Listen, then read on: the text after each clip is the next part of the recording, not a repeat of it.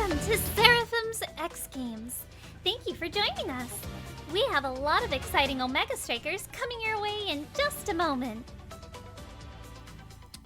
All right, hello everybody, and welcome back to Seraphim X Games 3. I am your host for at least the first few games here, Max LC, and I'm here with Lego Mage 15. Say hello, Lego Mage 15. Hello, Lego Mage 15. Oh, hey, oh, hello, Lego Mage 15. So today we've got another set of Seraphim X Games going. If you have seen one of these before, you know what to expect.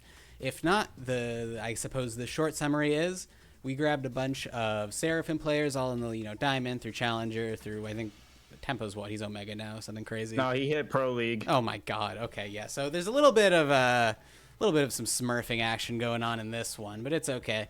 So we took our Seraphim coaches, and they each picked 2 players to join their team, and they have spent the last few weeks coaching them up, training them, and today the coaches and the 2 new players, who I believe are gold this time around.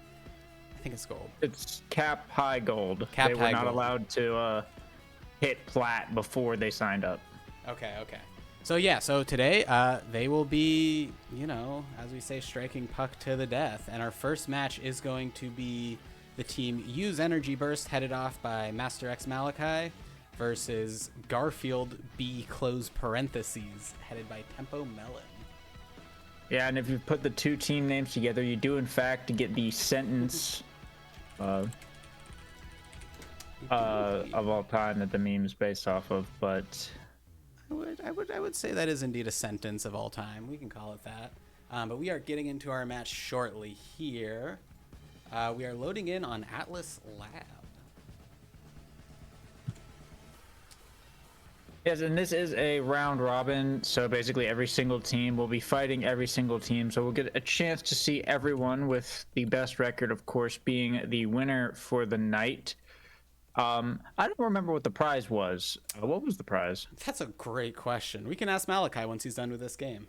We'll figure that out later. Right now, Cool. There is no prize. Right now, it doesn't matter. But regardless, banning rules are as follows. There are no bans. The new players are allowed to play their comfort picks. So there are no bans, but there are handshake bans for the team captains. So no Hotshot Juno, no Chrono Boost Octavia, just stuff like that, like for starting Awakenings. So there is that, but looks like we got Tekkagen rocking the Dubu forward over here, Triweaver locking in the Era Mirror actually coming out, and it looks like Malachi is going to be on goalie. I expect to see a lot of the captains on goalie. And we got one Luna pick on the other side. That's probably Tempo Melon. Probably. So, yeah, most likely. But we'll take a look at these starting Awakenings here. Now, this is interesting because I know Malachi loves playing forward. I did not realize he was training up for goalie. Although, I suppose it does make sense considering he's the more advanced player. It's easier to train new players to play forward than it is to train them to play goalie. As we've learned, having the more experienced player on the goalie role tends to go better in general. But actually, I lied. It is Tekkagen on goalie. He's just playing Slick Kicks Dubu. Huh. So That's interesting. a bit of a goofy strategy going on, as Malachi has taken Pauldron Zamako, but is playing it forward. I guess for anyone who doesn't know, goalie gear is only going to work on your side of the field. So it'll help on defense, I guess, but not going to be getting a lot out of it otherwise. But the offensive play is still coming out here from the side of Garfield. Tempo Melon just keeps sending it back over there. Malachi going for the pass to Triweaver. Tempo Melon cutting it with the Luna Dash, but now in the bottom corner, Rika Tika probably needs to look to get into a scoring position here, into one of those corners, such as that top. But Tekkagen able to clear it out for now. Tempo Melon dashing up, though. Yeah, Use Energy Burst isn't going to be able to get around back in time to stop that. Great positioning there from Tempo Melon, coming up with that Luna Dash. Yeah, for sure. I mean, I've already noticed, Wysa is throwing out a lot of those shrink rays already. Even in just that first point, I'm expecting that that's going to be a part of their main game plan here. I think that's a pretty easy strat to pull off. It would make sense that, having an Era on, perma-shrink duty would, lend them some pretty good results in this kind of format. Yeah, and energy is coming online now for all players involved. And I think I forgot to mention it was a quick strike Spark of Strength start. Malachi and Rika Tika taking the Spark. Everyone else going with that quick strike. And bounce around the back there. We'll save it for Tekajin, but Triweaver bringing out the core flip. Picks up a KO and passes it to Malachi, who will be able to secure the barrier in the 1v2, bringing out the cage as Wisa in the core flip in the cage. It just bounces right back. You got to be more patient on those as they're learning right now the hard way. So that will be use energy burst, tying it up in the first set. Indeed. I mean, that's the power of the cages. You got to wait it out. And oh, that is a tragic double barrier there on the side of Garfield. Yeah, unfortunate. Tekajin does have a core flip in the back pocket, but so does Tempo Melon. As we've seen right here, Tempo dashing up, hits the core flip, but doesn't land the strike quite in time. Is going to be forced to abandon that play, but Malachi's health is looking pretty low. Rika Tika goes for the KO, but doesn't get it, but it doesn't matter because Tempo Melon with the snipe will secure the point regardless. Yeah, well done. I mean, that was a lot of pressure there. See the sad boys emotes coming out. You know, we got a bit of a sad boys versus... whatever that one night emote is for. Oh yeah, the USC Knights or something. Yeah, it's one of the collegiate ones. I don't even know if they have a team, but they just have an emote. I think they have. I imagine they have a team. They must have had a team at some point. Yeah, but Tekajin's still holding on to that energy burst. But Triweaver goes for the shot. Tempo Melon, great save there to keep that protected. Energy coming online, but big KO coming out as the era goes down here. Tekajin forcing out the suit, but it's not great placement. It's going to lose the barrier here. 3 more seconds until the midfielder comes back as both teams are open. Garfield looking to make a big push here with Tempo Melon up in this midfield. We saw falling back a little bit to cover till Tempo Melon can get back into position, looks like. Now pass down to Wisa, passing up to Rika Tika, goes for the dash punch, but Tekajin able to clear that one out. Trying one more time here, Rika Tika with the dribbles in the corner and wins the strike war against Tekajin to take the set. Yeah, well done. I mean, we've seen some pretty strong showing from the side of Garfield. But it's not over yet. This draft could be pretty big, actually. There's some good stuff here that blue team might want. I love seeing that Mako, the idea of that Mako getting rapid fire. That could do it. Like specialized training falling over to the Luna. It will be a rapid fire pickup for the Mako, but Monumentalist over on Wesa definitely gonna pose a big threat. Tekajin going for the glass cannon, 1-2 punch on Rika Tika, and Castellas going over to Triweaver. Yeah, pretty much everyone getting what they want here. Nothing too insane, but we'll see how this ends up playing out. Garfield obviously looking to keep their momentum going. Rika Tika going for the dash punch, doesn't get it, but the bounce will result in a barrier going down as Malachi takes massive amounts of damage, but Triweaver in the bottom is able to get both barriers here and open up Garfield's goal, and Malachi now passing it down into the bottom, brings out the cage, but Tempo Melon clears it out there. An unfortunate bounce for Tekajin. Couldn't save that one. Will lose the barrier to a bit of air there, unfortunately, and now in the bottom corner, Triweaver racing to get it out of the hands of Rika Tika, but Wesa sending it right back in, and Tempo Melon with the dash hit stuns Tekajin. Will get the first point. Well done. Strong showing. I love seeing Tempo just run in with a Luna. Like his Luna lately has been something to watch, I think. Yeah, it has in fact been cooking. That's gonna be one barrier going down for use energy burst, but a KO coming out there, I think, from Rika Tika with the flurries. So 7 seconds until they're gonna get Triweaver back up, but pushing this top corner, there we go. Rika Tika able to get the barrier and a KO onto Tekajin. The dash punches have been big here as Garfield bringing it in to set point. Indeed. I mean, Wisa there, I believe it's pronounced as we've learned, with that core flip, and huge energy advantage for everyone on the side of Garfield. I am pretty sure they're going to be able to convert on this, but we'll see. Yeah, one core flip for one barrier right here, but Malachi firing back will lose Triweaver, though, once again. Just not allowed to play this game, apparently. Rika Tika and Tempo Melon both with energy burst and just beating up Malachi. Rika Tika even burning the flip there just for damage, and up in the top will win the strike war. And, fires it right through Tekajin. Couldn't react to that one, unfortunately. So that's Garfield taking set 2, and Rika Tika with the MVP.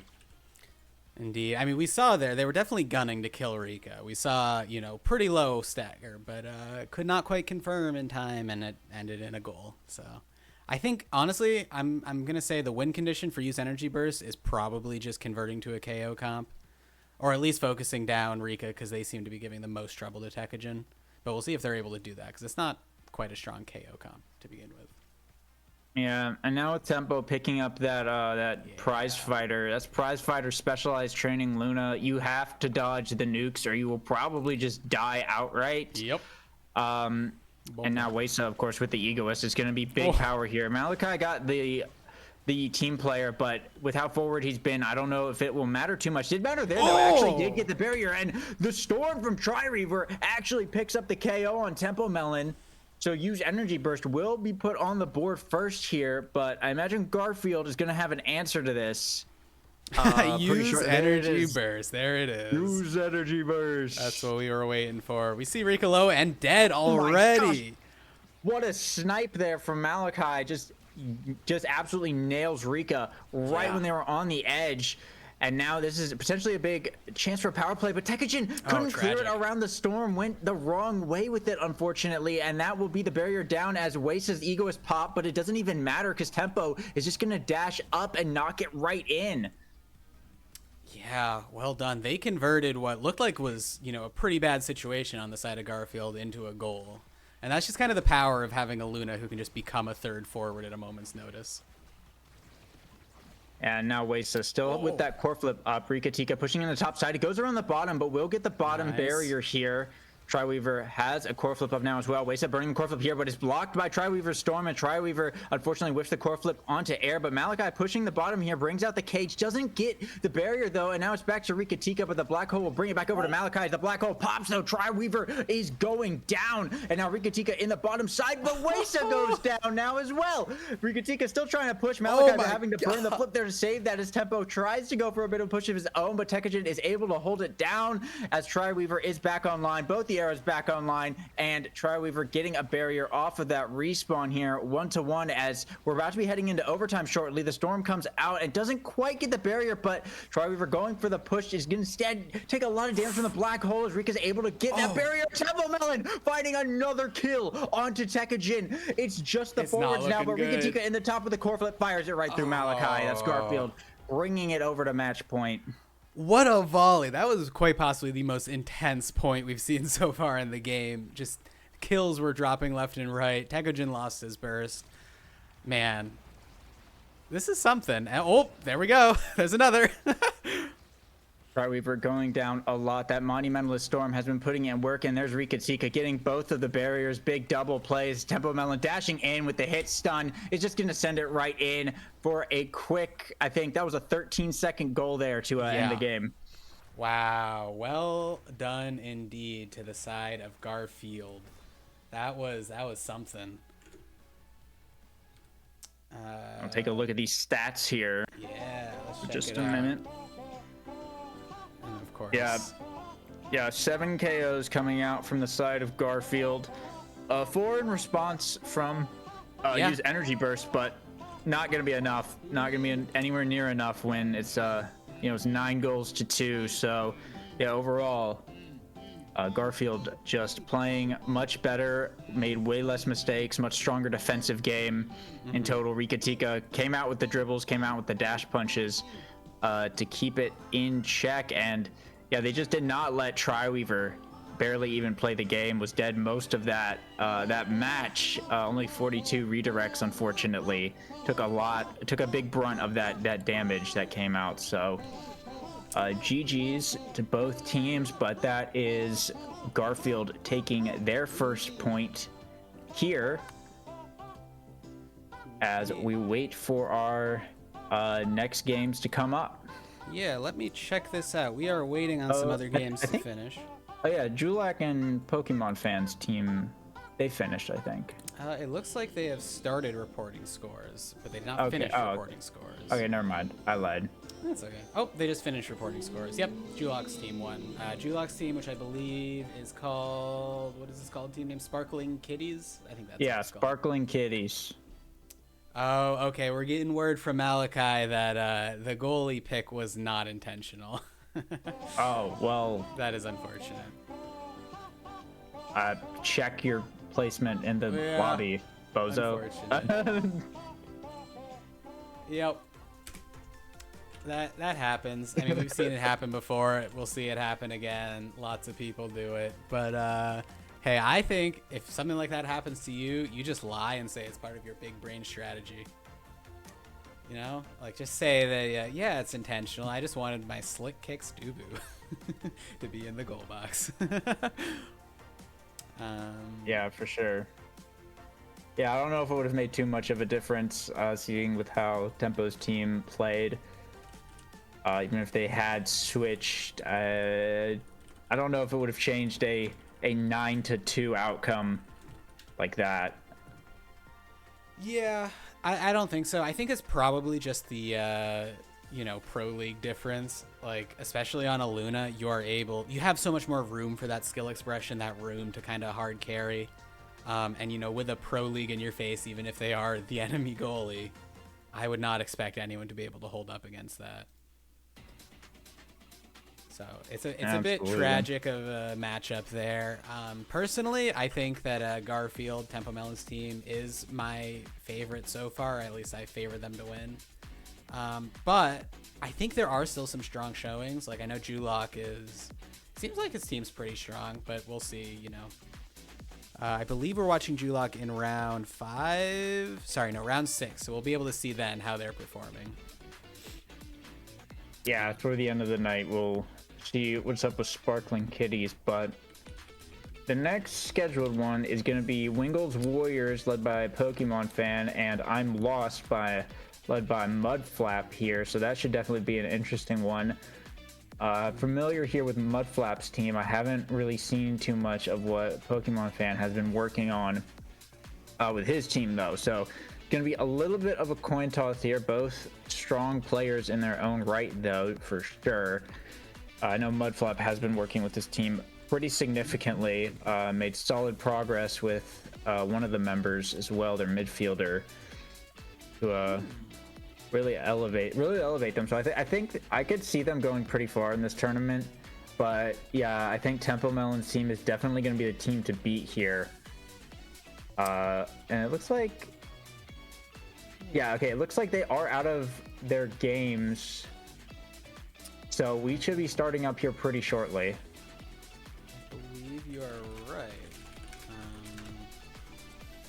I am looking at the brackets here, trying to make sure scores get reported properly. But I believe, yeah, both of our teams should be joining shortly.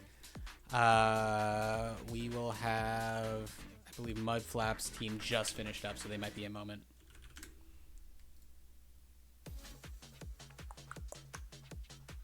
Yeah, so just waiting a second there for them. But also, it seems like, I think Iguana said that he is home as well, so we may be doing a caster swap shortly, Max. We may indeed. We'll see when he shows up. If he shows up before this game starts, we'll swap out. Otherwise, I mean, Hakeem should be out of his game now, so. Yeah. Oh, no, he's not at home. I lied. He's in the chat. He's not at home. Never mind. No.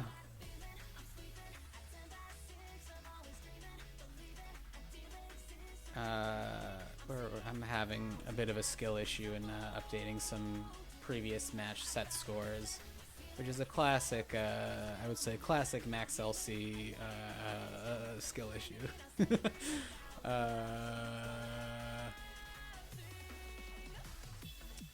They told me it was a 3-0, but I don't know who won. Saikeen, are you in chat?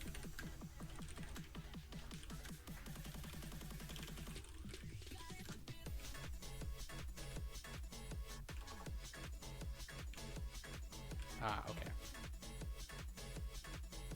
Yes, okay. It was Mudflap that won 3-0. Okay. Dang. Yeah, well, like I said, Mudflap's team has been working pretty significantly, but with everyone in the lobby now, it looks like we'll just be waiting on the maps to come through. But yeah, it's going to be Wingles Warriors, Pokemon Fan, Yenbod and Failure Frankie versus I'm Lost, which is Mudflap, Rattlingo, and Knight. Definitely it should be a good one. And it looks like we are indeed back in the Atlas's lab. Okay, back to the lab again. A classic. I also have this duct tape. What? Like that. I heard I rolled nothing. duct tape. Wait, did, Oh. you know, that's something. Yeah. It's not Duct quite tape. picking up, but there was a noise. It doesn't like duct tape. Yeah, the microphone hates you and it hates duct tape. I believe we're almost ready to get into this. It looks like everyone's ready, so we should be starting pretty shortly. We are, once we figure out what server they want. Oh, well, of course. This is, Figure of out the course, server. very important. We must ensure that everyone has adequate ping. There is no okay, such thing. Yeah, no such thing in Omega Strikers. It looks like they are requesting Dallas, and I think we will run Dallas. And I think we will get right into it shortly. But yeah, once again, we're looking at the two team captains here running on the goalie position. Seems to be definitely the meta here, and most teams seem to be following it. So we'll see how it plays out. Neither of these captains are goalie players. Pokemon Fan traditionally on the midfield, and Mudflap a power forward. So we'll see how they end up handling these roles as get into the pre-pick and possibly, no, well, not actually bans, but it looks like Yenbod actually hovering an Atlas forward. So we'll see if that's what they go with. I would be so down to see an Atlas forward. I hope they go with that. It would be pretty funny, and yeah, that is in fact the lock. We got Yenbod on that Atlas forward for Wingle's Warriors. Absolutely, and Iron another Spear. Atlas. I wonder. I don't think that that's Atlas forward, No. but if it is, I'd be very impressed. I'd be very happy. Second picks come through. Pokemon Fan on the Kai, and Estelle coming out. I'm guessing that's Rattlingo, and an Aimi, probably from Nightmare. I've seen him play his Aimi before. One of his more comfort picks, as Failure Frankie brings out the Luna. On an Aerials Timeless Creator start, everyone got the Aerials except for Knight, who opted for the Timeless on Aimi. So Interesting. Okay, I'll be honest. I don't think Aerials is the pick on Atlas. no, I think Timeless is definitely the better choice. The only thing Aerials does is increase the range of the wall by a slight amount, like not enough to really matter. Yeah. Oh, the but bounce. we'll see if Yenbod can make it work, as they will be able to secure one barrier here. Pokemon Fan pushing up to the midfield and trying to go for a second one, but Mudflap's able to hold it down. Solid clear, though, from Pokemon Fan as he goes back with the eject button. Yenbod with the self-resurrect to stop the KO from Knight, as Failure Frankie winning a little strike war there against Mudflap to secure the barrier. As Pokemon Fan just running up from the midfield, barrage in Mudflap's face for the point. I'm a fan of that. I'm a fan of the third forward, as we know. That is a strong showing, and I think it just goes to show why you put your strongest player in the goalie position.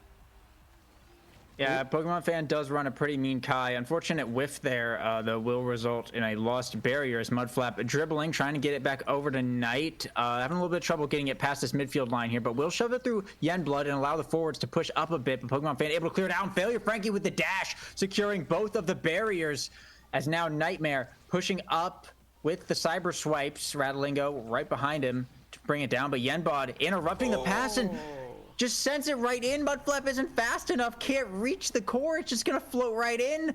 Wingle's Warriors picking up their second point. That is unfortunate. Just barely out of the strike range. Yeah, that was certainly an unfortunate shot there, but both barriers going down for Wingle's Warriors, as I'm Lost looking to potentially take it back. They do have two core flips, though. Pokemon Fan putting his right there, but Rattlingo with the Rose Thorns right there to back it up. A great read there to get the point and put I'm Lost on the board. Absolutely. I am I can kind of tell that Rattlingo has been practicing. That patience on the Rose Thorns, Crystal Thorns, whatever that ult's called, paid off.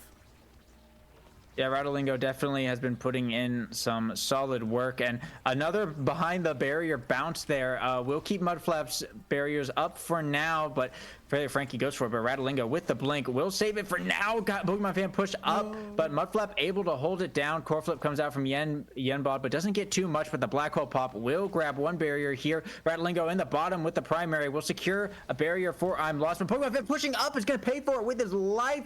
Failure Frankie and Yenbod, it's just them as they try to push up. Mudflap core flipping in the midfield, but Yenbod is there to block it, and Failure Frankie off of the blink from Rattlingo will find the second barrier as Pokemon Fan is able to respawn here, and the goal is open on the side of I'm Lost Knight, trying to push up, a Pokemon Fan knowing exactly what to do in that situation against the cyber swipes. The cat cannon comes out, but Pokemon Fan still holds it down on the defense, but can't find a clear angle just yet. Just gonna keep having to play that corner until Failure Frankie with the core flip able to get it out for now, but Mudflap sends it right back in, and now it's Failure Frankie in the midfield trying to hold it, but Rattlingo sending it back up to Knight. Mad pressure coming out, but Pokemon Fan clears it out, and once again Failure Frankie with a shot that isn't really a shot, just gonna float right into the goal as Wingle's Warrior takes the set. Wow. Yeah, strong showing. Okay. Team player on the board. I'm wondering if that actually falls down to the Atlas. I don't think so. Yeah, that's no what I was way. expecting. Yeah, team player on an Atlas forward is an interesting choice. I'm glad that didn't happen. Yeah, but yeah, hot shots on the Atlas. We got heavy impacts on Estelle, quick strikes on Mudflap. Castellast on the Imi is a bit of an interesting one. And 1-2 punch on the Luna. Yeah, I think Knight should have gone with something else there, but I guess the turret will be out for just a little bit longer. But the second part of that, not doing too much, and there's not really anyone to deny that from. True. So maybe a little bit of a misdraft there, but I wouldn't say misdraft solely because I'm not an IME player, but the theory I've heard is that if you have Timeless Creator, it makes Castellast valuable on IME, solely because, you know, the buffs kind of compound. Oh, that's a double. Yeah, an unfortunate double barrier there. Mudflap kind of clearing it the wrong direction can result in a bit of a bad setup, but now both goals are open as Rattlingo in the top trying to get it down to Knight, but Pokemon Fan's presence on the defensive side of things is going to be very difficult for Knight to find any kind of opening. We'll go for the cat cannon in the bottom, but the core isn't down there yet as Mudflap just desperately trying to keep it in the hands of Rattlingo, but Pokemon Fan with the barrage keeps that away from there, getting it over now to Yenbod in the bottom corner, brings out the Atlas primary, brings out the Atlas secondary, but can't find a shot. The core flip goes wide, unfortunately, as Pokemon Fan in the top side core flips it back down to the bottom as Yenbod in the bottom trying to fight the Atlas, but Mudflap sends it right back over with the primary, and Yenbod goes for the shot in the top, of Mudflap is fast enough this time to actually save it, trying to get it back up to Knight here, brings out the cat cannon, but it doesn't matter as the black hole brings down Rattlingo, and Yenbod finds, actually it was Pokemon Fan, found the bounce around the map to get the point. Yeah, those overtime rallies are always interesting, especially as an Atlas. If you don't quite have that movement speed to get to where you need to be, you got to be thinking like 10 steps ahead. Oh. Yeah, and Pokemon Fan's gonna have a lot more presence on the Kai. Definitely a lot more mobility, and of course the range skills, and that I'm Lost hasn't been able to do like enough pressure where Kai has had any kind of weakness or anything. Like, I mean, he just ran up there and just got both barriers like it was nothing. So, and now Failure Frankie with a core flip up in the front, receives the pass, goes for the flip. Mudflap blocks it with the secondary, but gonna have a tough time. Goes down here to the Luna Rocket. It's just Knight and Rattlingo burning the core flip here, just trying to buy a bit of time until Mudflap comes back, but Pokemon Fan sending the core back up to the forwards, and once again these bounces have just been kind of wild. Yenbod, the last one to hit it as it goes all the way around Mudflap right as he respawned.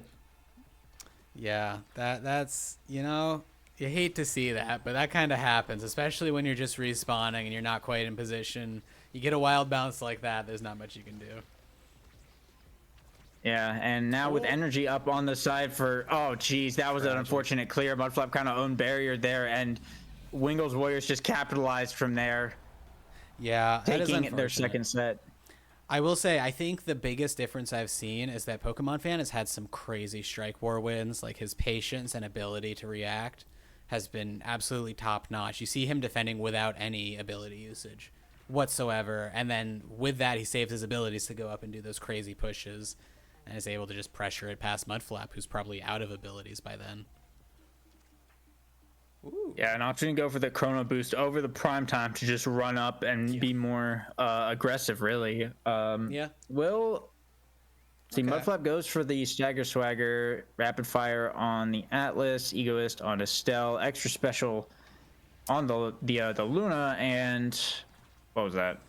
Yeah, Prime Time over on the Imi. So I think Blue kind of won this draft, but I think both teams got some good stuff. Yeah, pretty normal stuff. I think Knight with the Cat Cannon able to get one barrier here, but you're going to have to keep this pressure up as Yenbod, though, with the saves in the top corner to keep that second barrier up, and will secure the second barrier here as well as Pokemon Fan rushing up with the dribbles, with the barrage, but Mudflap's able to clear it back out, passes it back down into the bottom side. The black hole just kind of sending Yenbod for a bit of a trip there, but Pokemon Fan, like you said, just winning the strike war there against Knight twice to keep that barrier up, but Knight will get it that time through the barrage animation as both teams are open. Mudflap having a dribble to keep it away from that Luna and passing it down to Ratlingo. Pokemon Fan able to clear it out, but now Knight's turn. He is staggered, but brings out the Cat Cannon, trying to get it in, and there we go. Ratlingo finds the shot into the bottom side. Wow. Yeah, I mean, this is honestly their opportunity. They if they can build up the momentum here, they could have it. They just got to find that win condition against Pokemon Fan, who's been honestly an iron wall of a Kai goalie today. Yeah, with both barriers going down like that, though, and Knight going down, it's going to be a little bit tough. Mudflap does have a core flip, but Pokemon Fan will be getting his pretty shortly here. 3 more seconds until their forward is back online. There he is. They did do a good job of stalling it out there, not allowing a point in the 2v3, but now it's up to Knight to try and score, but Pokemon Fan is just making this thing way too elusive for him to keep control of, and now with Pokemon Fan's core flip up, burns it to try to go for the KO, but does not succeed here. This will allow a bit of a little bit of leverage, but Mudflap forced to burn his core flip there to clear it out of that top corner. Now getting it back down to Knight and Ratlingo on the bottom side, trying to get past Yenbod. Pokemon Fan able to clear it back out up to Failure Frankie. And now it's Yenbod and Failure Frankie looking for the shot. Mudflap down, clearing to the bottom. Pokemon Fan is pushing up to be down there, and Yenbod off of the rebound will find the shot. Yeah, well done. I just gotta call out Pokemon Fan's defense, like, yet again. Like, the crazy clears, the Strike War wins. He just does not let the core get past him. And they were rewarded for that with a goal. Oh, I spoke too soon. Bit of an unfortunate Luna special there will result in an own barrier, but now Ratlingo has the Egoist online, burns the core flip there, and it will result in a barrier. The Cat Cannon comes out, but Pokemon Fan able to defend, and now Failure Frankie with the core flip, but Mudflap's Atlas secondary will block it here as Knight goes for the shot, but Pokemon Fan wins the strike war. Now Yenbod in the top side, burning the core flip, but another unfortunate Luna special sends it backwards. Pokemon Fan is able to save it for now, though, as Failure Frankie receives the pass, and Textbook grabs that barrier here. Knight does have a core flip up, though, to go for a play, and a pass from Mudflap, but Pokemon Fan saves it against the core flip, and now Ratlingo and Knight in the bottom, though. It's going to be too many projectiles. The ult from Rat there to secure the point. Yep. That was a checkmate position. They have to do that. Like, that is the only way they're going to get past Pokemon Fan. If they can find themselves in that position where they're able to, provide that checkmate with those abilities covering every clear angle, I think that's how they win. I'd like to see if they can repeat that. Yeah, we'll see if they can make it happen. One more point, and they can at least take a set and maybe get a good draft here. But, solid hit stuns coming out from I'm Lost to get the barrier, but they will lose a barrier of their own. Ratlingo had to burn the core flip on that play as well. Mudflap now the only one with a core flip up. Going to have to use it defensively. Failure Frankie goes for the dash, but the core is not close enough yet, unfortunately. Mudflap just keeping it in this bottom corner, trying to get it back over to Knight, but core flip comes out from Yenbod to find the kill on Ratlingo. And now in this 2v3 situation, Pokemon Fan pushing up with the eject button. Mudflap goes for the core flip, but he misses! And Pokemon Fan with the barrage is going to be able to walk it right in. Wow. Yeah, Pokemon fan just said I'm just gonna let it slide right in there. I'm just gonna juke out a burst and just let it go in. I mean, this is their last chance. It is game point for the side of Wingle's Warriors. So this is oh jeez. oh my god, the pressure, the play, the aggro push there. Yeah, that was kind of over. I don't know if you saw, but Mudflap kind of hit both of his own barriers. I did not see and that. then died. Oh. Yeah, he tried to clear it down and it hit the bottom one, and then it bounced back up and it hit the top one. Oh no. Oh, you hate to see that. And then he died and it got scored. Oh no. Mudflap says he thinks he might be retarded. Oh no. Oh, Mudflap. Oh jeez. It's okay, Mudflap. GG's though, GG's. Yeah, so that's gonna be Wingle's Warriors taking that one. Pokemon fan putting the game on his back with the 135 redirects though, and the 46 saves, and even 30 shots. Pretty impressive stuff there. The eject button Kai putting in a lot of work, to be sure. Yeah. So check out our. Round 3. Okay, yeah, our round 3 match will be following Wingle's Warriors against Cloak Oak's team, which I believe is called Cloakers Inc. Yeah, it's Cloakers Incorporated. Cloakers Incorporated. I love that name. That will be coming up pretty shortly. I believe Cloak is still in his game. So we'll hang out here for a bit, and then we'll send it to break probably while we swap out casters. And for those asking in chat why they hear Chippy Choppa, each team got their own theme song, and I told them to pick something that was fitting for their team, and some picked some interesting songs. They indeed picked Chippy Choppa Choppa. So shout outs to Wingle's Warriors for great taste in music. Yeah, theme songs are gonna be going hard for sure. I didn't see all the theme songs, so Some of them go hard. Chippy Choppa, you know, I wouldn't have picked it, but hey, to each their own. Let's see. So I want to take a peek at the rosters of the next game. Obviously, we have the team we just saw, Pokemon fans, Wingle Warriors. But then we will be seeing Cloakers Incorporated, which of course has Cloak Oak leading it, who is probably... So Cloak normally plays forward. I'm going to be really interested to see if he plays goalie for this. Because, you know, obviously the theory is that having your strongest player on goalie is, you know, generally pays off. But I don't know. We'll see if that actually comes true. The other people on his team are... Okay, so I wrote down their Discord names. I don't know if this is the in-game names, but it's Nick, Mark, and Crow. yeah, I have no idea. I haven't seen Cloak's team yet, so Yeah. it's gonna be a surprise. They're a bit of a dark horse in this one, but knowing Cloak, I'm sure he put them through the gauntlet of training. Yeah, probably. I think I saw him doing like VOD reviews or something the other day with them. Yeah. So definitely had some coaching going on over there. But as we just saw, Pokemon fans team can definitely do a bit of work as well. True. And Pokemon fan, of course, probably a little bit more, I guess, present on the goalie role than Cloak, I would imagine. Probably more comfortable playing those eject button, you know, like Kai and stuff. Yeah. Whereas Cloak, normally a forward player, not as probably versatile on the defense as a Pokemon fan. But we'll see how it plays out. Interested to see how it goes. We've seen 2 games that were pretty much just sweeps so far. So I'm hoping to see at least a couple that are a bit closer. Yeah.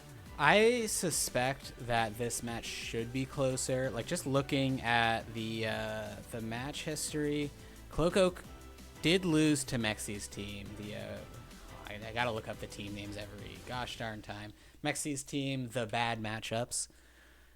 But he put up a fight. It was 1-3, and he's currently fighting Iggy's team, the High Ping Heroes. You know, with a Psykeen subbing out for Iggy, I believe. Oh, actually, no. Yeah, it is Iggy playing. So we'll see how they do. If they win this one, I would expect them to be favored to win against Wingle's Warriors. If they lose this one, I think Wingle's Warriors might still win this one. That's my prediction. I'm locking it in. Interesting. Yeah. Because obviously we have not seen most of these teams compete in any real capacity since they've been training the past few weeks. Well, let's see. So, Iguana's team did beat Mudflap's team. They did.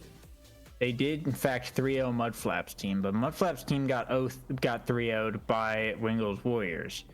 So now, if it's Cloak Oak fighting the team that beat Mudflap, and then, fighting the team that lost against Mudflap, right? Yeah. And then they're about to fight the team that beat Mudflap. So if they win, they have a chance of winning. If they lose to Iguana's team, they're probably just going to lose. That's what I'm guessing, yeah. Yeah. Yeah, and we'll see. I mean, it's not over for any of these teams, by the way. I believe with the way the round robin shakes up, I think you can lose 3 and still win. Or maybe if you lose 2 and still win, depending on, how all the other matches go. I think you have to lose 2. I think it's 2, yeah. Obviously, it's going to be hard to do that, and losing 2 and still winning requires, every other team to lose 3. But it is possible. It is possible, yeah. I think we saw that last time with the top team. I think it lost 1 or 2. I don't remember. And of course, we can do tiebreakers as needed. We use set score as a primary tiebreaker, and then after that, we'll actually run a real tiebreaker match. So I'm gonna say while we are waiting for this next match to be ready, why don't we throw it to a bit of a break? Let people take a rest, get some snacks. We'll swap out casters. This might be the last you hear of me. Yeah, let's do that, I think. All right.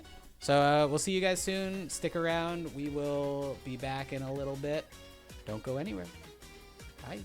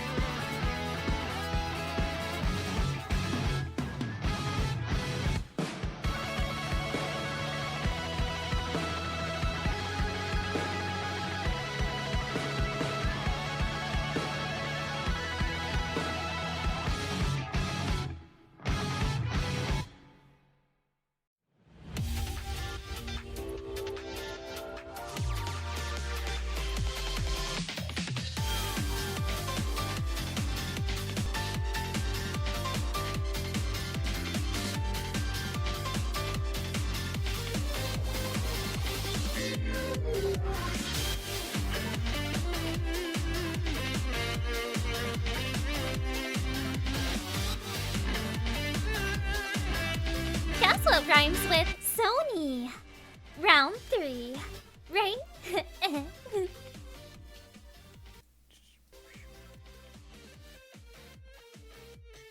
Hello, everybody. Welcome back for round 3 of the Seraphim X Games, number 3. We've got some good teams. We've got Cloaking Incorporated and what is Pokemon fan Wingles team? Warriors. Wingles Warriors. Cloaking Incorporated, of course, headed by the magnanimous Cloak Oak of Zentaro Osas fame. And Wingles Warriors, piloted by Pokemon Fan 437 of Furret Squad fame. And also Osassing champions. And I Also believe specialized training champions. Yeah, they won that. Good for them. Champions. But yes, 2 great teams, a great game that we're going to get to see. So I'm excited for this one. How about you, Lego? Hopefully, I imagine this is going to be a closer one than the previous, what we've seen so far. I certainly hope it is, but this looks like one of the first ones actually where Cloak Oak's team will not have their captain on goalie. They actually have Siggy Retz on goalie, and Cloak going to be playing in the forward position most likely, or midfield. I don't know. He's been running on that midfield arc lately, but yeah, interesting tactic. So we'll see how that ends up working out. How the goalie training has gone for his student. Hey, I believe in the Siggy Retz, the goalie for the Cloak Oak team. I believe in their ability to goalie. So they'll be going against Pokemon Fan 437 in the net. So, you know, they're gonna have to live up to that somehow. I believe in them. I believe in Cloak Oak and Arsenio of the Cloaking Inc. And then we've got Yenbod and Failure Frankie on Wingles Warriors. So that'll be great. How have the other games gone so far, Lego Mage? Have they all been They've just all clean been sweeps? sweeps. They've all been sweeps. That's why we're so behind on the schedules, because they've been all so fast sweeps. Well, don't worry. We've got the 2 of us here. We could yap about things for hours. We can even boot up the good old Connect 4 if we need to. We've got contingencies, and it looks like we're about to get into the game. I'm ready. And looks like we're back on the lab for a 3rd time in a row. Everyone just playing on at lab. It seems nothing fancy. Just kind of vanilla map at this point, really. Where's the bravery? Yeah. Take us to Clarion Corp. Yeah, take us to the Clarion Corp. Actually, is that even on the rotation? I think it is. But Yeah, Clarion Corp is in the rotation. Okay, yeah, cool. Yeah, anyway, hopping into our not much is going to happen in the ban phase, but we do get to preview Wingles Warriors, and it looks like Pokemon fans loading in on the Kai, Yenbot on the Atlas, and Failure Frankie on the Luna. So we might see a forward Atlas if. Yeah, I mean that is what they ran last time, was this comp. So if it isn't broke, don't fix it. And we're on this map as well, so we'll see them trying the same strategy, same map, and they did win against Mudflap's team. So we'll see how they can do against Cloakers Incorporated, as we see Estelle come out here and a Mako pick. And there's the Imi. I wouldn't be surprised if that's Cloak, but I guess we'll find out in a minute. We take a look at these awakenings. We will. Excited to see what we'll find. Aerials. Okay, yeah. We have no idea what the other awakening is. Everyone has taken aerials. I love this. Yeah, and is in fact Cloak on the signature Imi.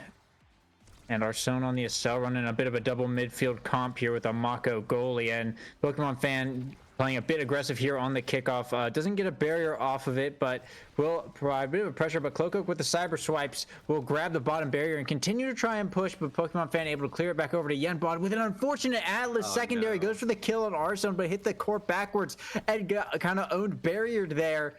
The black hole is going to be coming up, so they're going to have to look out for that. Cloak Oak with the dribble hit himself and got both of them. What? Cloak Oak, what are you doing?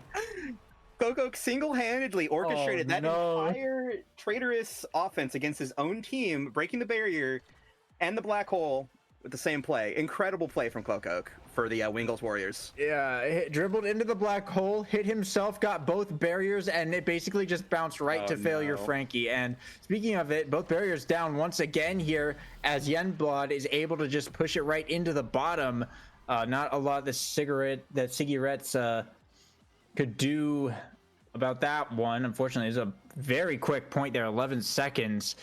As Wingles Warriors still keeping up the big aggression that they've been showing, but Cloakoak will get one barrier here. The cat cannon comes out, but not enough to get a second barrier as Pokemon Fan pushing up will secure a barrier of his own now on the bottom side. Failure Frankie dashing down, does have a core flip in the pocket, but on the top side, Arsone takes a lot of damage as burns the core flip trying to go for the kill, but Yenbot able to get one barrier. The KO comes out onto the goalie here as a pass from Yenbot down to Failure Frankie. Yeah, that should just go right in. Wow. And so that's the set going over to Wingles Warriors. What a quick set. Yeah, I mean, Failure Frankie, not much of a failure, it seems like. Taking out the goalie and then securing the goal for themselves, for the Wingles Warriors. Incredible. And look at that. Rewarded for their non-failure with the Deadeye on the Luna. This is going to go crazy against this double midfield comp, who are going to be so squishy. And we see Pokemon Fan hovering the team player, also a strong pick. Rapid Fire picked up for the Aimi on Cloakoak, which is a good takeaway from the Kai, who forsakes team play. Okay, I see. Mako got the team player on side of Cloakoak, which is good. Twin Drive goes down onto the Atlas. Okay, strong pick. And then Fighter Flight. I know Pokemon Fan loves his Fighter Flight. He loves his dribbles, so we'll see if he starts to get more into the action with that pick as we head into this second set. Yeah, we'll see how it ends up going. Pokemon Fan been very aggressive in all of his games, and a bounce right there goes around the backside of the bottom one. We'll get the top one, but passing up to Failure Frankie to grab that bottom side and pushing up with that big speed, that aerial speed on the Kai. Just applies so much pressure onto the side of Cloakers Incorporated. So we'll have to find some way of dealing with that. But the hit stun from Failure Frankie is not going to allow Cigarettes to get up into position in time. It's going to allow that core to just float right in as Pokemon Fan gets the credit for that one. Now, I do have a little bit of background information on this Cloakoaking team. If my information is correct, and I could just be spreading this information on the internet, Cigarettes, I believe, is from Europe. So we're seeing some European gameplay right now on this Dallas server. Yeah, well, with Cloakoak down, that European charm's going to have to come in big in this 2v3. Arsone also looking pretty damaged here. It's Cloakoak against Pokemon Fan with the dribbles into the cyber swipes. Outplayed to find the point and finally put Cloakers Incorporated on the board. All right, I got it mixed up. It is Arsene who is from Europe. Apologies for that misinformation. But yes, I know there is a European on the team who is on Dallas right now, so that is crazy. But as we get into this next set, you know, Pokemon Fan is pushing up now. Black Hole gone as Failure Frankie's just in the right position to receive the ball, core flipping it in to get that last barrier. Yurimbot also has the core flip up and ready to go. Secondary out. That Twin Drive is going to be paying dividends, but good core flip out of Cigarettes for the clear as the ball is now in play on the side of Wingles Warriors, who just lost Arsene. That is unfortunate, and the bounce into the goal, unfortunate. What a crazy bounce pattern that was. Yeah, it was a wild bounce pattern on the side there, but Wingles Warriors keeping up this momentum. One more point to take another set here and get another big draft as Arsene in the bottom. Failure Frankie going to be winning that kickoff, allowing Pokemon Fan to push up and just barrage it right into that barrier here. They're looking to get to push this top one as well. Failure Frankie going up to the top, but Cigarette's able to clear it out and actually pick up a barrier here as Cloak in the top side looking for the push, brings out the cat cannon and will be successful in grabbing a barrier. But now they need to get it out of this bottom side. Yenbod with the Atlas Primary able to secure that barrier. Failure Frankie with the bounce off of the barrier, or not the barrier, the bumper, will be able to send it right through Arsene to grab the point and the set. All right, and Pokemon Fan taking the set MVP here. What goodies await for him? Looks like he's not exactly sure what he wants to take. Not hovering anything yet, probably conversing with the team, but Heavy Impact would be a great pickup on this Mako, so who knows, maybe he opts for that. But yep, Heavy Impact goes onto the Mako. Looks like Luna's going to take that Super Surge for that Empower to Dash. Opts to take Castellas. That's a fair point. And then I know Cloak loves his Knife's Edge, going to be pushing those corner pockets as much as he can. He loves to do that. And it looks like Yenbod is opting for the Among Titans, just buffing up their team. So, let's see. Pass comes out from Failure Frankie and Pokemon Fan. KO them! KO them.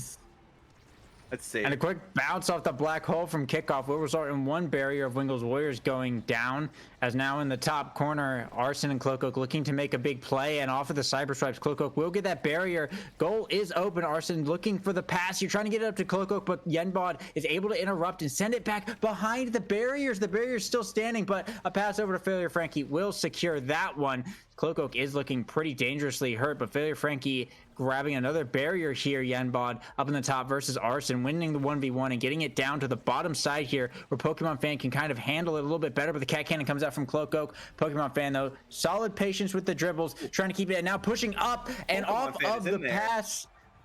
Will send it into the top side. Solid shot there from Pokemon Fan, and earned a lot of energy off of that as well. Going to be having some core flips come up on this round. Yeah, the energy is looking really great up for both sides, as one barrier goes down already for Wingle's Warriors. Cloak in position to try and take another barrier. Glitch Pop comes out, not going to find anything, but the Mako ult keeps it from taking anything. Great play coming out from Cloaking Inc., but wow, a great core flip deny from Pokemon Fan versus Cloak as Black Hole goes down. Cloak putting down the cat cannon, going to try to get this barrier. Pushing in and strike warring everything and everyone, takes the barrier as a double take on the side of Cloak Inc. Don't want to see that, but Cloak now going to try to get it into the goal. Arson coming up from the top to assist. Cloak just going to keep strike warring, keep being in position to receive, but unfortunately not. The Black Hole's back up, and a perfect Black Hole little swerve to get it past Pokemon Fan from Cloak. Well fought from Cloaking Inc. Yeah, wow. That black hole definitely helped in positioning that a lot higher than Pokemon Fan anticipated. But now on to this kickoff here, big push coming out from Wingle's Warriors, but Hookers Incorporated able to hold, but getting it over to the top side. Failure Frankie goes for that top barrier, but they still manage to hold and actually will pick up a barrier of their own. Core flip from Arson sends it into the bottom. Cloak tries to go over the barrier, but Pokemon Fan is able to save that one. Atlas having to bring out the ult to stay alive, but dies after it ends, unfortunately. 10 more seconds as Failure Frankie's able to get one barrier here. Pokemon Fan, what a save there to get it away, and pushes up to grab a second barrier. Failure Frankie whiffs the core flip, but it doesn't even matter. It's just going to go around and use a rocket to secure the point. Nice little bit of teamwork there from the side of Wingle's Warriors, and this Pokemon Fan aggression cannot be understated. He wants to be in the plays. He wants to get things done as we get into this next kickoff. Black Hole going down as Cloak Oakington trying to get it out, but not finding success. And the Mako secondary betraying Siggy Retz as the second barrier goes down. And the teammates down as well. Arson just finding that bottom side of the map as Cloak trying to make an offensive push, trying to keep it clear, trying to keep this team alive. Taking the barrier. Great barrier take from Cloak as Pokemon Fan's in there. And that's all she wrote for Cloak Oaking Inc. versus Wingle's Warriors. Nice little quick game again, Lego Mage. Looks like your worst fears have come to pass. Yeah, unfortunately, Wingle's Warriors are proving to be quite the opponents. I think. Oh, yeah, they have lost one game earlier in the night. It looks like it's against Julak's team, but 2 sweeps in a row. Impressive nonetheless. I think. Yeah, it looks like Tempo's Melon's the only one who hasn't lost a game yet, but we'll see how that manages to hold true all night or not. And so yeah, just looking at these stats, nothing too insane, I don't think. Nope. Pokemon Fan once again kind of putting the game on his back. 85 redirects, a fair bit of saves, but shots as many as Yenbod. Yeah, but yeah, overall very solidly done. And yeah, it seems like just what they're doing just seems to be working. The eject button Kai is just allowing Pokemon Fan to be able to, defend at, a challenger, diamond challenger level, but also still be able to push up and score on, in this case, the much lower ranked Siggy Retz.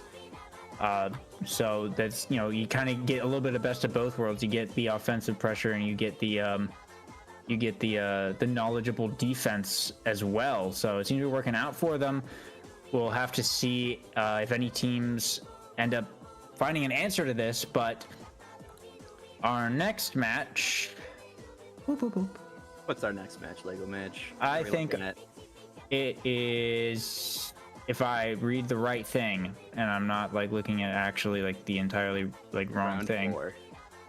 R4. You got this. Yeah, buddy. I know. I believe. Yeah.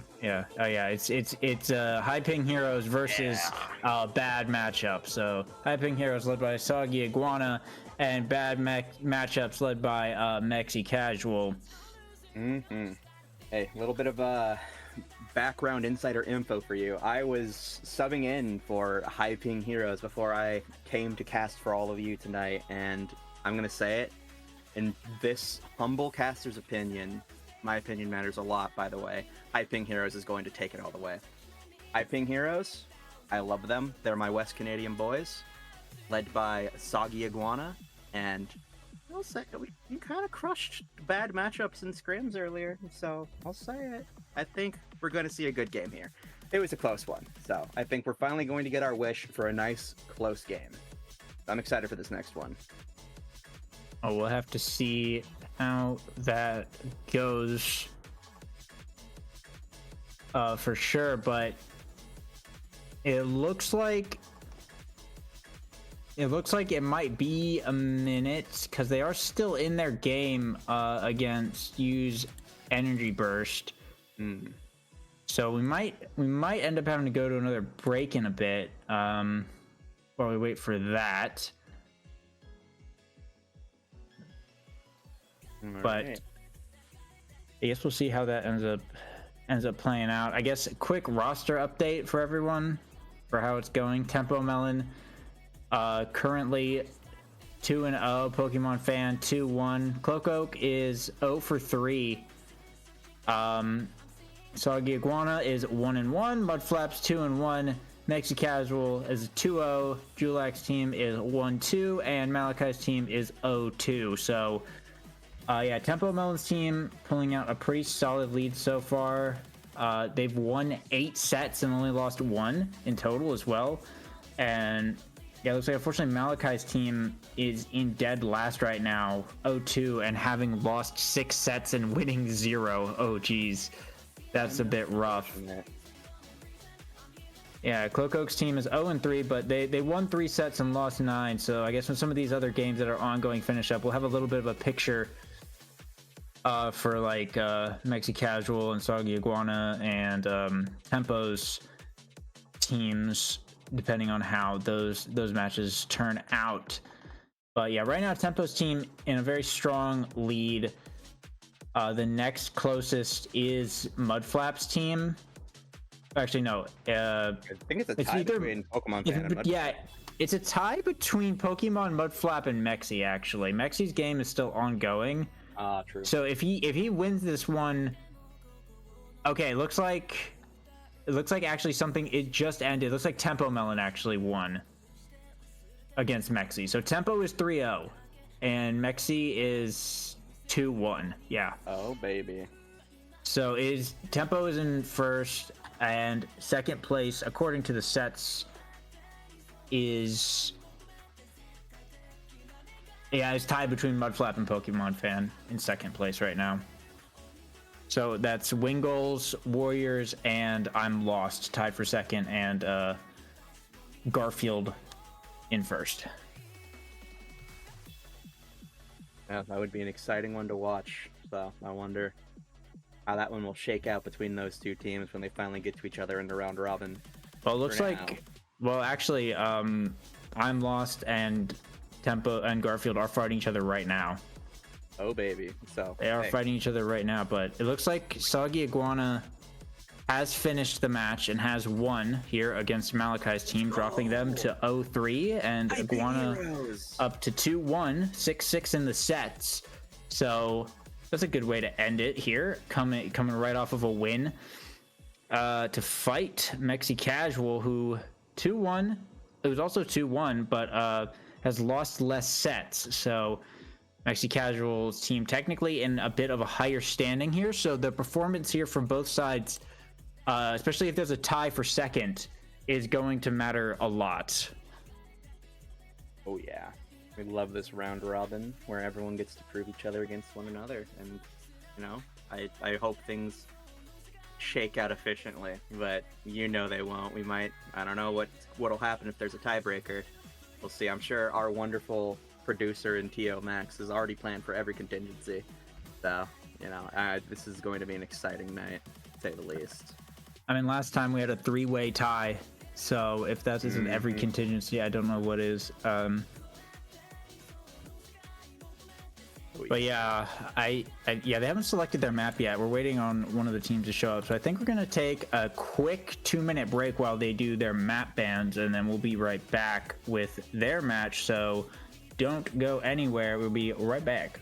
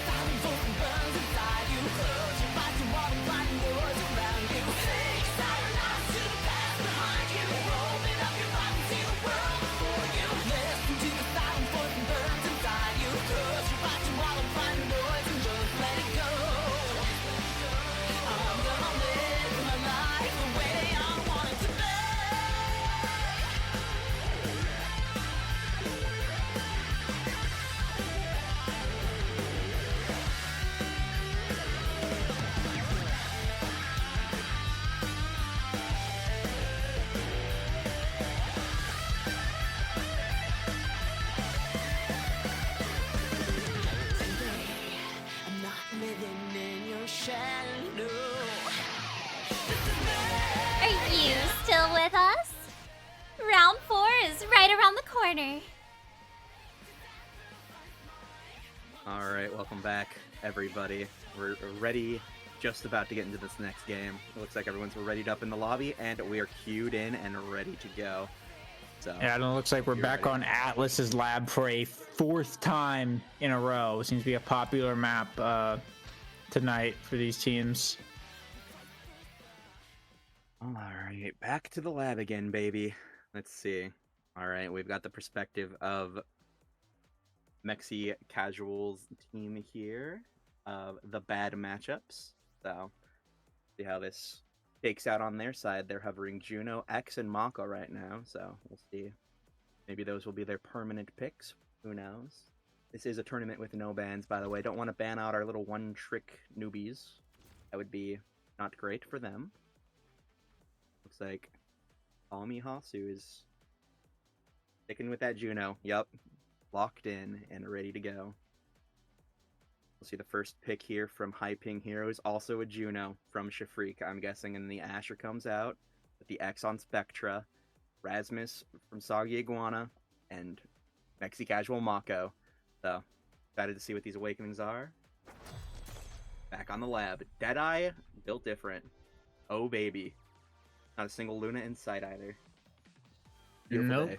There is none, and this is Iguana on that goalie Rasmus out here on the lab, so we'll see how this ends up going. Iguana normally on that forward mode once again, but Mexi on a comfortable goalie role where he does in fact main, so that'll be one barrier going down here for each side as Spectra in the top corner looks to go for more, but Iguana's able to get it out and get it back over to How Do I Play.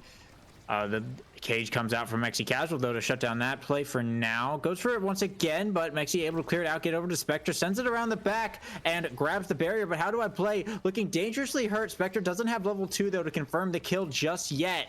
So just going to have to hang back and play for his life a little bit. Spectre goes for a good shot, but the pauldrons on Soggy Iguana will be enough to save that. Now Call Me Hasu in the back, goes for the slime onto the shot. It's a little short, but Spectre hits that level 2, and with the big strikes, will be able to strike Worship Freak for the point.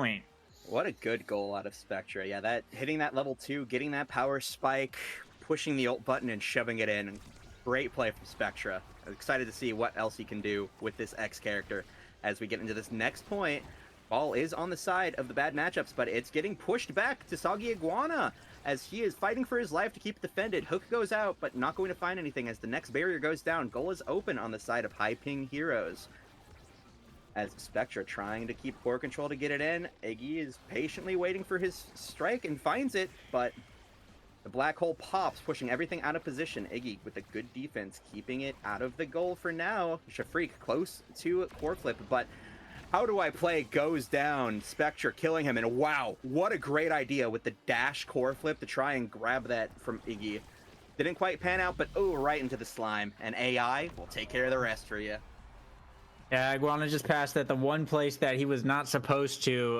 That slide was just sitting there waiting to do its job, but Shafreak, the only one with a core flip, going to be available immediately this round. So a barrier will go down here as How Do I Play's health bar does stagger, but does fire a barrier back in response and just trying to survive for now. But Spectra able to get one barrier and just off of the pass sends it right into the bottom for a quick set there for bad matchups.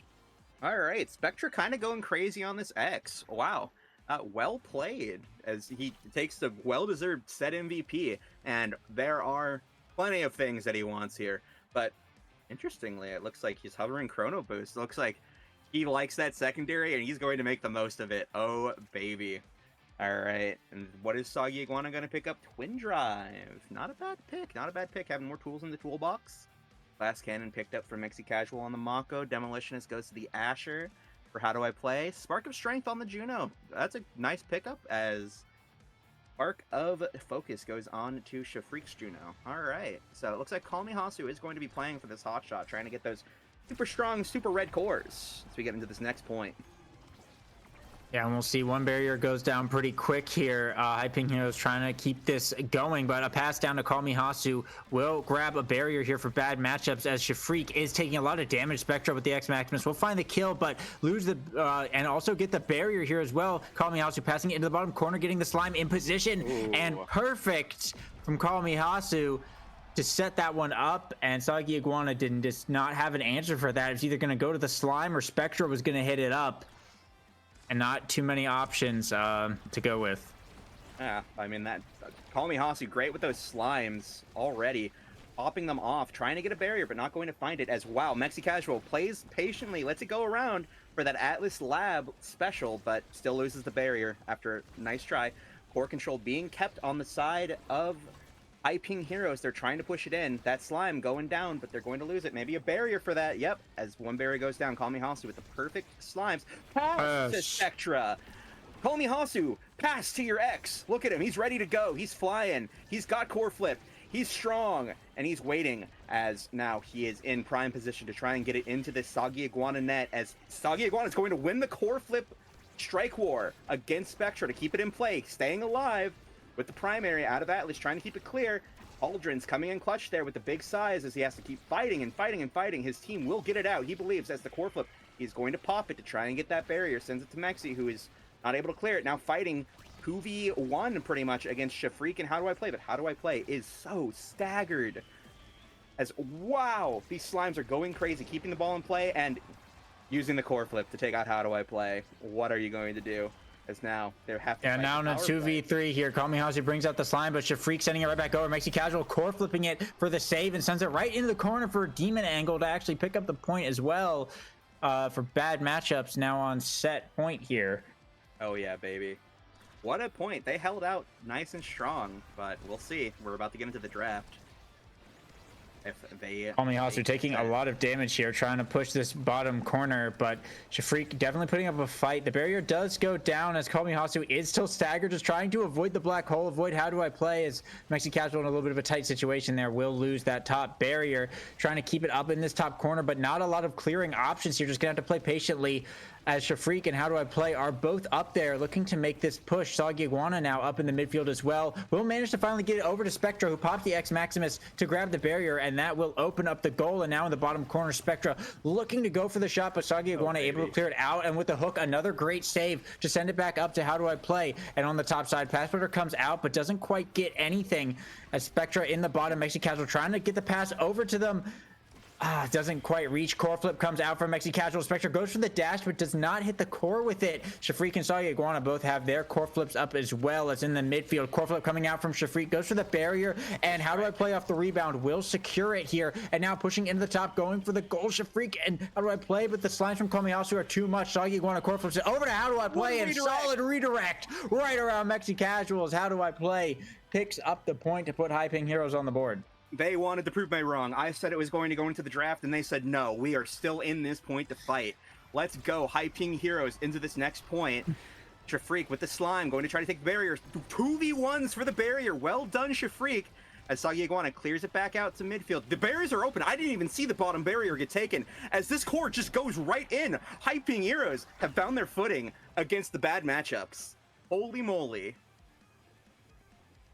Yeah, Well now both played. teams on set point here. If Hotshot is in fact in this draft, it could be huge, whichever Juno ends up winning that over. Spectre does have a core flip up though, and Mexi's gonna be having one up shortly. One barrier goes down here now. Spectre in the bottom with the dribble and the core flip hits Soggy Iguana's hook though to save it, but the pressure is still on as Spectre is able to grab that top side. Mexi in the midfield with the core flip. It is blocked for now, but the cage comes out. How do I play? Stagger bar is reduced, but a floater will take down that bottom barriers. How do I play? Pass up to the slime to take the second barrier. Both teams open now. 30 seconds into this match. Spectre taking a lot of damage, but the 2v1 it's gonna be enough for bad matchups to take the point and take the set as we hop into the draft. I think, yeah, Mexi gonna be the MVP here, but whoever pops up on this board, yeah, Hotshot is not available though, but Team Player is. So definitely a big pickup there. Yeah, no, this team player is going to go crazy on this Mako, Mexi Casual. Known lover of team player, known abuser, one might say, as Soggy Iguana is going to pick up that big fish, get a little bit of extra size, help him win those strike wars against the X. Spark of Resil goes on to Komihasu, who already has Spark of Power. A little bit of stagger swagger on how do I play, who has been taking a lot of damage. Egoist on this X, just going to be popping off even more with the prime time on Shafreak. More slimes, more things to do, more tools in the toolbox. So we'll see how this shakes out into this next set. Yeah, pretty solid stuff, but that's going to be both barriers going down pretty quickly there for the side of bad matchups. And a 7-second goal coming out from how do I play, finds the shot off of the slimes. Actually, it was Shafreak, technically, who got it because the slime shot it in. But regardless, High Ping Heroes will be the first to take the quick goal there. But now pushing into the bottom once again, how do I play? We'll get a quick barrier off of that kickoff as the pressure stays on, but a floater goes around the backside and grabs the top barrier here as it's 1-1, but off the rebound, how do I play? We'll secure the second barrier, and now receiving a pass from Soggy Iguana. Can't do much here, but we'll have another try to go at it. Mexi Casual with the hit stun though, able to get it out for now, but now Shafreak getting it up into the top corner and down to how do I play for the second point here. High Ping Heroes suddenly looking kind of dominant as it is 2-0, and they need to take this set to not lose the game. These are the High Ping Heroes that I know and love. They are strong. They are working together. They are taking everything that these East Coasters know and love. As Shafreak and How Do I Play already secure the first barrier from the bad matchup. Soggy Iguana going to clear it down, trying to get it out from this 2v1 situation. Shafreak trying to get into the mix to fight back. Spectra taking the barrier, but losing a lot of his life for it, as How Do I Play is also going to be taken down, but it's going to be a strike war against a slime and a giant man, and it's going to go in against Soggy Iguana. As the bad matchups are showing, they still have signs of life. They're still in this to win this. Moving to the next set. Yeah, Strong certainly. shot from that empowered, sparking Juno to get the first barrier. Soggy Iguana going to try and clear it, as How Do I Play is in perfect position to take that barrier. Path Splitter comes out. Fast slime, nobody was expecting that, and now they're going to have to fight for this point. Open barriers on both sides. The Slime Wars ends up in the favor of Hyping Heroes, but no, it's going to go in. Soggy Iguana, nothing he can do about that one. Match point now for both teams, bringing it kind of down to the wire in a bit of a closer one, but this is match point for bad matchups and set point for Hyping Heroes. Shafreak does have a core flip and will earn the first barrier, trying to get it down to How Do I Play to go for that second one. Call Me Hasu able to get it out for now, though. Soggy Iguana putting up the defense, but loses both barriers. A little bit of a late strike there. Shafreak, though, is staggered as Spectra dealt a lot of damage to him. Goes for the shot, but the defense does hold on the side of Hyping Heroes here, trying to get it up to the top. But Hasu and Spectra putting up a solid push. Shafreak with Slime's able to get it back out, though, and over into the top corner. Soggy Iguana going for the kill. Will find it with the core flip, but the core flip from Mexi Casual. Soggy Iguana out of position to block it. It will take the game there for bad matchups. Unfortunate. If he had just saved that core flip and not killed Spectre with it, maybe he could have done something about that. But a nice, clean game out of the bad matchups, taking down the Hyping Heroes. Well played from both teams. Lots going on either side, but the team with the better goalie just eked it out. Get owned to Soggy Iguana. GG's. They'll get him next time. If you look at this stat screen, we can kind of see what went on in that game. You know, quite a couple KOs side of the bad matchups. Very important KOs. Soggy Iguana got that one KO on Spectre at the end there, but overall just a solid game played from the bad matchups. Well done to them.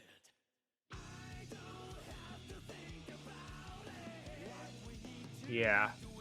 And taking a look at our schedule as well. Going to be round 5. We're going to be seeing our old friends. We're going to see I'm Lost led by Mudflap, and Cloakers Incorporated led by Cloak Oak over in round 5. So that game will be coming up shortly as well. I think, yeah, they're just we might be waiting a little bit for Cloak Oak. Is still in his game against Julak. They kind of just started. So it might be a minute, but Just started? They've been in there for like 6 minutes. Yeah. Ain't no way. Yeah. Oh boy. So it might be a little bit, but yeah, not too much has changed on the scores since we last checked. Tempo's 3-0, Pokemon Fan 2-1, Cloak Oak 0-3. Soggy Iguana is 2-1, Mudflap is 2-1, Mexi is 2-1, Julak is 1-2, and Malachi is 0-3. So yeah, not looking too great for Cloak Oak and Malachi right now, but Tempo Melon absolutely jamming at the moment, has only lost one set in all 3 of those games. So right now, Sparkly Kitties is definitely the team to beat, and we'll see if Mudflap's team is able to do something about that. They have been going for a little while, so it might be a bit of a close one over on their end, but those we'll find out once that finishes up. Sounds good to me. Excited for this next one. Can't wait. Excited to see if anyone can take down this Tempo Melon menace. Wash that melon, smash him into pieces. Yeah, well, we won't. Actually, we're not gonna be seeing. Yeah, actually, they're not scheduled. They're not scheduled to be streamed again, unfortunately. We'll yeah, we'll definitely keep you all updated on how that goes. But yeah, next is Mudflap versus Cloak. But Just gotta wait for Cloak to get out of his game against Julak here in Sparkling Kitties. So in the meantime, we're gonna be taking a little bit of a break, but stick around because we'll be back with that. We got a few more matches to go, 3 more matches to go before the end of the night to finish this out. So stick around and we'll be right back.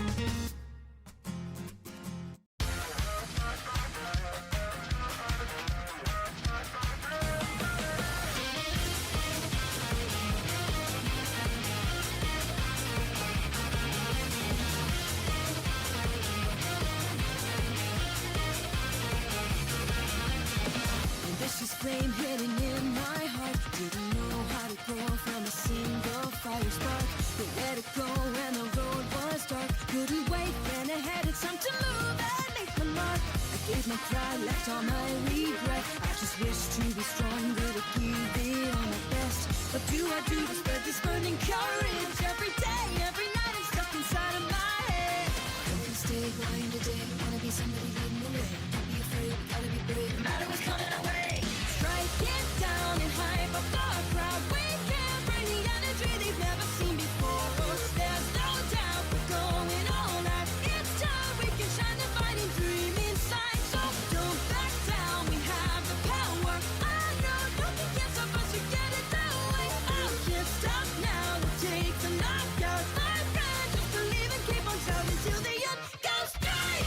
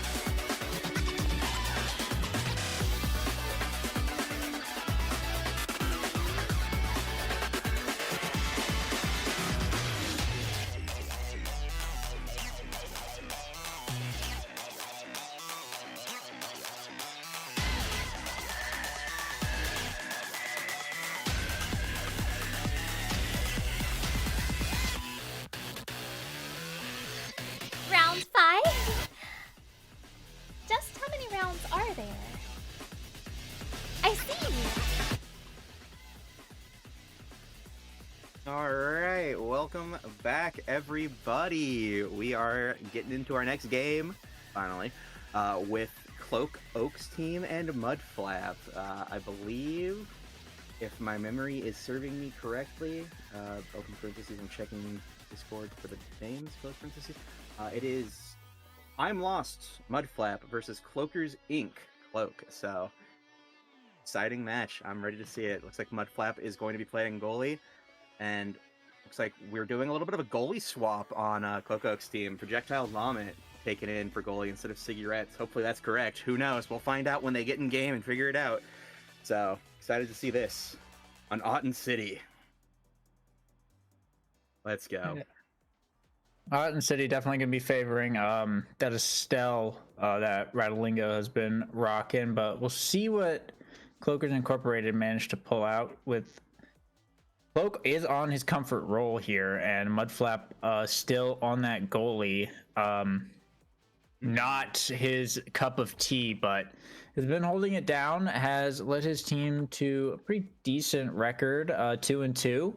Not bad at all, going even here, but we'll see if they can make it work. Cloakers Incorporated is, they're on a 0-4 losing streak right now, so Time to turn it around, baby. yeah. They have not played against Malachi yet, though, so they may have a chance to pick a win up over there, but it's Mudflap, Malachi, and Tempo Melon is all that's left. So their two chances really of getting a good win, unless they think they can beat Tempo's unbeatable team, it's here and next game. So we'll see if they manage to pull something out.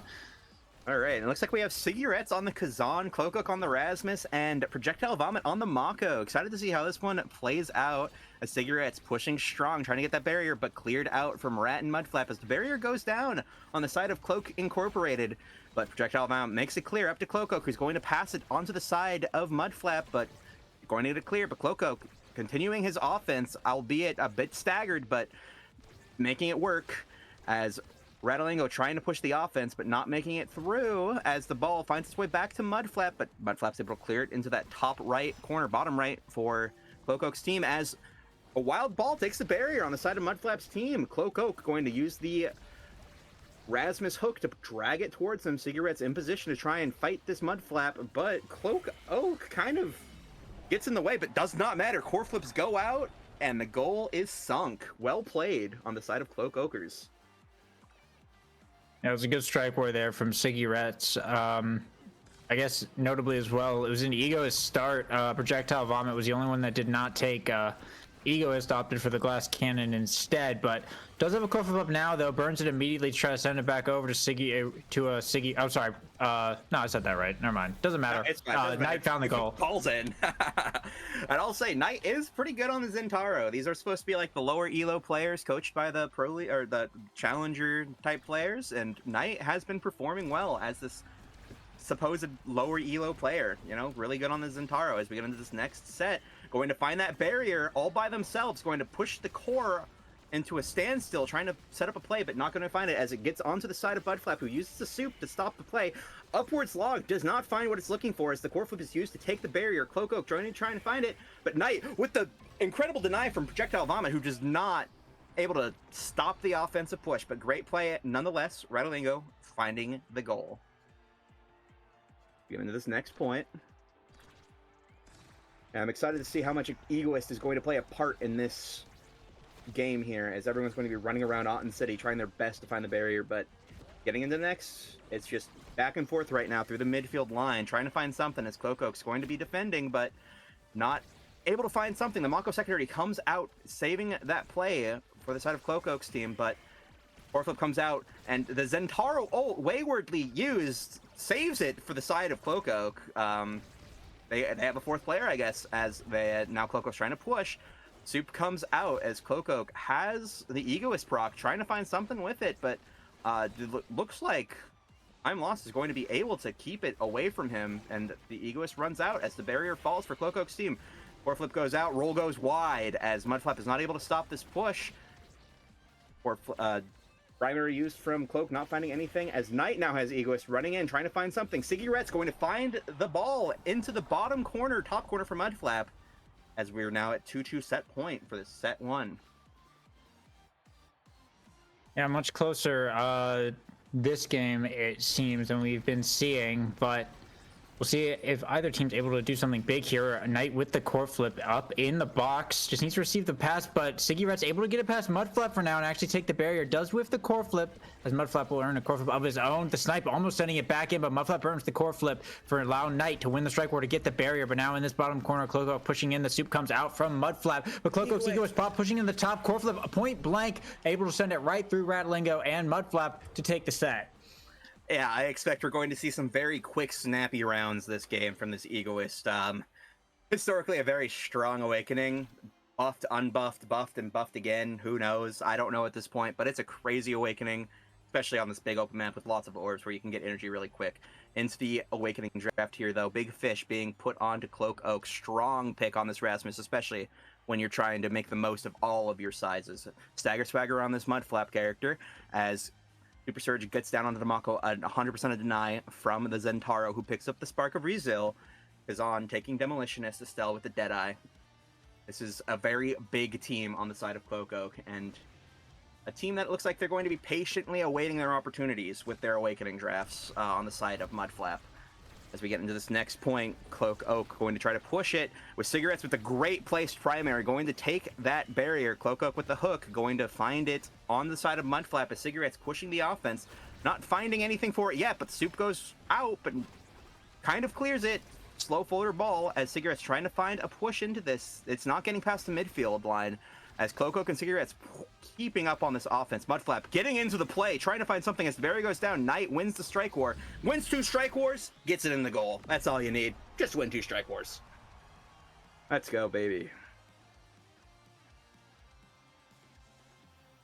Yeah, firing back with the first point here, I'm lost. Trying to make a little bit of a comeback. Cloak Oak will be having energy up soon this set, though, but with the primary sending it over back into the top side, looking for the reset, but Rattlingo and Knight respond immediately by going up there and able to secure that barrier. Cloak Oak's ego is his pop, but Knight finds the perfect opportunity to pop the Zentaro passive and gets the point right as Projectile Vomit was going to interact with that core.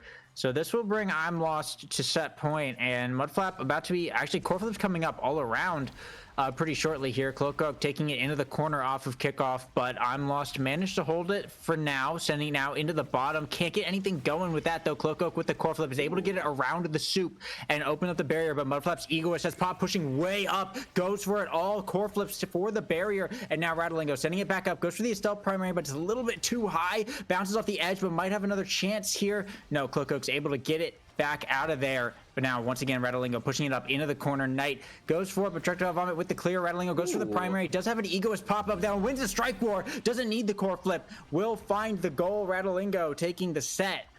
Well played. Cloak Oak screwing over Projectile Vomit there, losing that strike war that didn't need to happen. But Projectile Vomit doing great on the goalie. 3-0 might not seem like it, but doing their best. I think doing great. As we get into this draft, lots of great options, it looks like. This dude who's hovering extra special, going to be taking it onto Mudflap, who's just going to be throwing down those soups over and over again. Oak trying to decide what he wants to take from the Zentaro, decides on the heavy impact. We'll see if Rapid Fire does make it down to the Mako instead of the Estelle, who is definitely hovering at prime time on them instead. 1-2 punch picked up for the Zen, and Twin Drive on the Zon. Everyone kind of made out like bandits here, except maybe Cloak Oak, who... heavy impact still pretty great on Rasmus. What do you think, Lego Mage? You're a Rasmus guy. I want to know why Twin Drive made it all the way down to the Kazan at the bottom. Yeah, that is insane. Honestly, I would say Rattlingo probably would have preferred that on the Estelle. But hey, you know, if you want more primaries, you want more primaries. That's what it comes down to. And hey, that was a primary right there, taking the barrier from Projectile Vomit as the offense of push from We're Lost still making it an impact. And yeah, Knight's just going to strike war it in against Projectile Vomit. Yeah, this Zentaro player is pretty adept at their character. I had the displeasure of playing against them earlier, and they owned me, so in the goalie position. As Cloak though with a big hook as Siggy Rets goes down here as well. Cloak looking to keep the 2v3 going, actually wins the barrier there. 4 more seconds till the Kazan comes up, but I'm Lost able to secure a barrier now of their own in the top side. Projectile Vomit does have a core flip just in case, but core flips all around are coming up soon. Cloak passing down to Siggy Rets, trying to get an offensive push going, winning a strike war against Rattlingo to keep it up, but Rattlingo able to send it out of there for now. Projectile Vomit passing it back up though. Rattlingo cannot win that 1v2 by himself, and a pass down to Knight will allow for the core flip setup there to bring it to set point for I'm Lost. What a shot. Yep.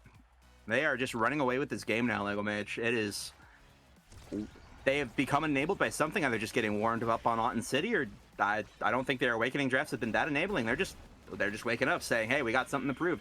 As now the soup goes down all the way up there as Egoist proc now on Mudflap. He's going to try to get involved into play, but Rattlingo is really low. Zentaro ult goes out, and Projectile Vomit has nothing they can do to stop it. As Zentaro is popping off, supported by a great team who is strong with the offense. Quick set there to get a couple sparks on the board as well. Knight has spec'd into Spark, the only one who has done so, so we'll see if he ends up going that route. Doesn't look like there's much else to take. Built Diff going over to the Estelle, denies the size on the Rasmus, opts for peak performance. Knight not picking anything just yet, but there's the Spark with the agility. Missile prop over on Mako. Castellast on the Dubu makes sense, and Spark of Strength going over to Kazan. Yeah, just kind of a lame draft overall. Not too many great things there. Maybe Built Different was nice, but that's about it. Just some Spark, just a lot of scaling options that don't look very great right away. As wow, okay, almost a loose ball getting in, but the roll stops it. As Siggy Rets and Cloak are going to push their offense now. Back onto their side, but Cloak's going to be fighting in the midfield to keep it, getting it to Siggy Rets as Knight goes for a little back pass action, not really finding what they want there. But now, hey, ball is back in their position. Ult goes out, nothing accomplished from it. Zentaro passive is on the board now as Cloak and Siggy Rets pushing. Knight looking for a pass. The primary comes out from Siggy Rets to try and get it in, but Tofu Fort coming out, stopping any play from developing on the bottom side is Cloak's Egoist. Lego Mage, please take over real quick. Okay. Rattlingo does prop the Egoist here. Tight situation though for Mudflap, but does manage to hold with just the strikes alone. But Cloak and Siggy Ret's going to look for another try. Mudflap bringing out the roll to try and buy a little bit more time. Cloak brings out the hook, but it gets sent back over to Projectile Vomit, forced to core flip and hits the perfect demon angle with it to secure the point. Oh, thank you. I swallowed a little bit too much spit there. Just yapping a little bit at too high of a speed, doesn't it? Thank you for that. Love that. As we get into this next point here, Tofu Fort comes out. That extra special Tofu Fort really paying dividends as Knight does have the core flip, Egoist proc, but Siggy Ret's going to try to keep it out of their hands. But Mudflap now with the Egoist prop as Siggy Rets and Cloak trying to push this offense. Mudflap finding a decent pass tonight, but not able to capitalize as the roll goes wide. And now, what are Siggy Rets and Cloak going to do? This Dubu does not have very many tools left in the toolbox. Ult should still be on cooldown, secondary on cooldown, primary on cooldown. But now, they are able to defend just fine. Hook goes a little wide as the jail prison comes out, but oh no! You hate to see that. The bouncing from the prison just sends it right backwards from Projectile Vomit. Unfortunate own goal. Yeah, it is unfortunate, but they will be having their core flips up. It is still tied here. Cloak's Ego is popping here, running it down into the bottom side, retaining control, burning the core flip of Rattlingo with the stop over to get it to Knight, brings out the Zen ult and will secure that barrier. Now pushing it over to the top side, it's Knight looking to dribble off of this bumper and winning a strike war to get the point. Knight will bring it to match point, and with big energy coming up for I'm Lost on all three members, they have a shot here to maybe make a big power play. It's just Siggy Rets and Projectile Vomit with the energy on the other side, but in the bottom corner, they are able to secure the barrier here, and the soup has to come out from Mudflap to try and keep it safe on the goal line. Mudflap's able to save it up. Ego is pop dribbling up. Rattlingo is dead. He gets the barrier, but no one's there to recover. No one is there to recover the bounce, and it just goes right in. Mudflap got too greedy there on that play and forgot that the midfielder was dead.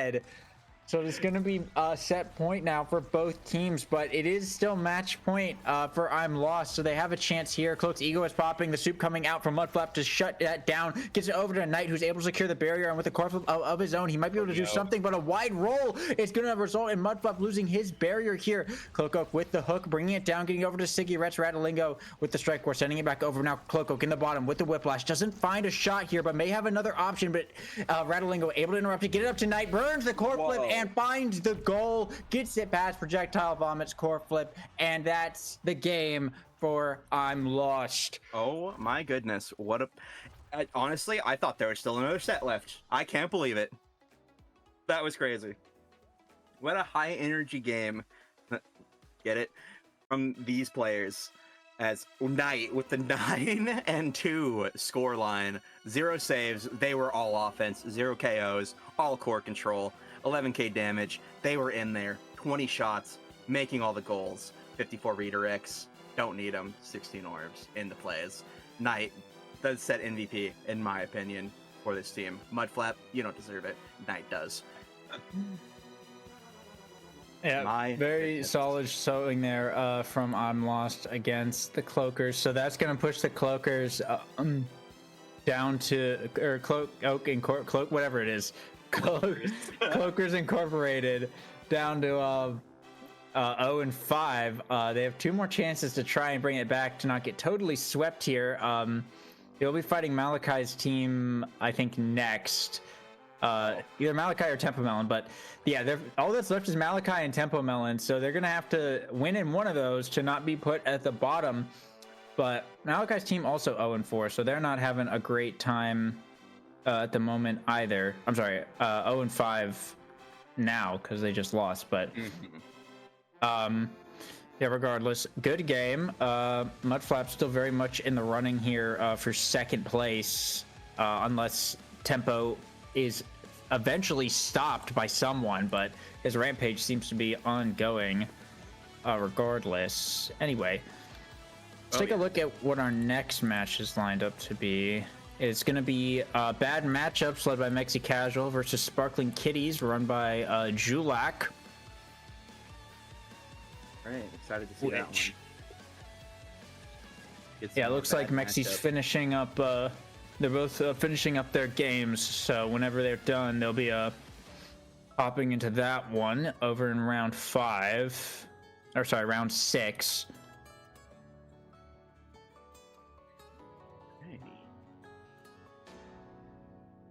So hopefully we won't have to wait too long for them to finish up their games.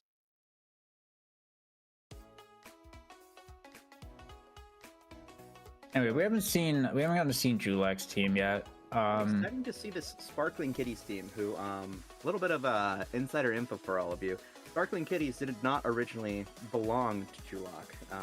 He wasn't originally their coach. We had Seraphim's very own Hololive fan as the coach for them, who decided they weren't up to the job and just handed off to Julak in the middle of the training arc. So we'll see. It looks like Julak's done a well enough job with them. You know, they're 2-2 right now, 7-6 in sets. So, you know, they're doing pretty well for being tossed around so much.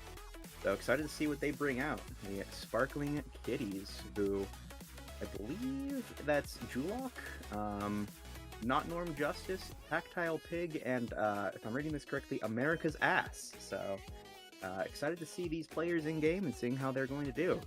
And we already saw Mexi Casual's team earlier. Bad matchups, so we already know what they're capable of. Mexi Casual, Spectre, and Hasu. Excited to see what they pull out of their hat. So, yeah. Yeah, they're currently fighting Wingle's Warriors right now, who are also doing pretty good. The second place contention is definitely hot right now. Really, there's like 3 teams, two or three teams, I guess, depending on how their game goes out. It'll end up probably being 2 teams really competing for that second place. Actually, if whoever wins between Pokemon Fan and Mexi will be in second place. So that could actually be pretty huge with only 2 games left to go. Tempo Yeah, he's gonna have to lose both his next games, I think. Yeah, he's gonna have to lose both of his games to lose. But it looks like he actually just won against High Ping Heroes here, so that's gonna push him to 5-0. He'll have to lose both of his next games to against Cloakoak and Pokemon Fan to be stopped from taking the tournament. So we'll see if Cloakers Incorporated and Wiggles Warriors can finally beat the team to beat. They've High Ping Heroes have taken 2 sets off of them, or sorry, 1 set. So yeah, they're 15-3 for sets, which is pretty nuts. The next highest is I think 10-4 from Mexi's team, but they're still in a game, so that could change. I'm excited to see how that shakes out. You know, we got a strong contention for the first few spots. It's coming down to the wire, but yeah, Tempo Melon is looking like he's going to lead his team to the W, unless, like I said, the 0-5 Cloakoak team is able to somehow bring it back, or if Pokemon Fan can find a way to stop him. But it looks like, okay, I think Mexi won against Wingles Warriors. That's what it looks like. Yeah, 4-1. yeah, 12-5. 3-1. Mexi has beat Wingles Warriors, pushing bad matchups to 4-1 and dropping Wingles Warriors down to the Wingle Warriors down to 3-2. So if anyone has a chance at stopping Tempo, it's going to be Mexi having to beat Julock and Mudflap in order to win.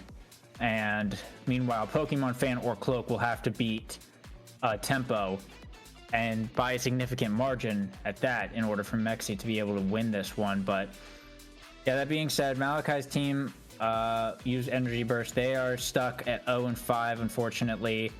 Cloakoak also stuck at 0-5.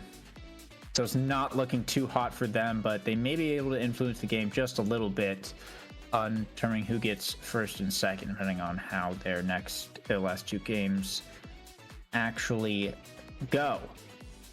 But we're going to be jumping into this one very shortly. I think we just wait for the players to arrive and do their map bans. Oh, it's like we already got Julock in the lobby. Very punctual young gentleman, that Julock. Let's I do a little bit of snooping. There. Yeah. Oh, they're waiting to do the coin flip.